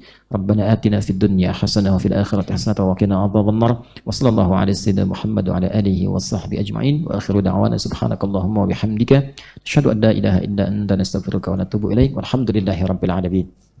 Pekan depan saya di Surakarta 8 Oktober. Teman-teman yang di Surakarta, kami akan ke Surakarta 8 Oktober dan saya juga ingin menjamu 1000 anak yatim setelah saya mengajar. Jadi kalau ada yang yatim nanti kita akan koordinasikan pas itu bertepatan dengan 12 Rabiul Awal, saya ingin membersamai anak-anak yatim yang ada di sana. Assalamualaikum warahmatullahi wabarakatuh.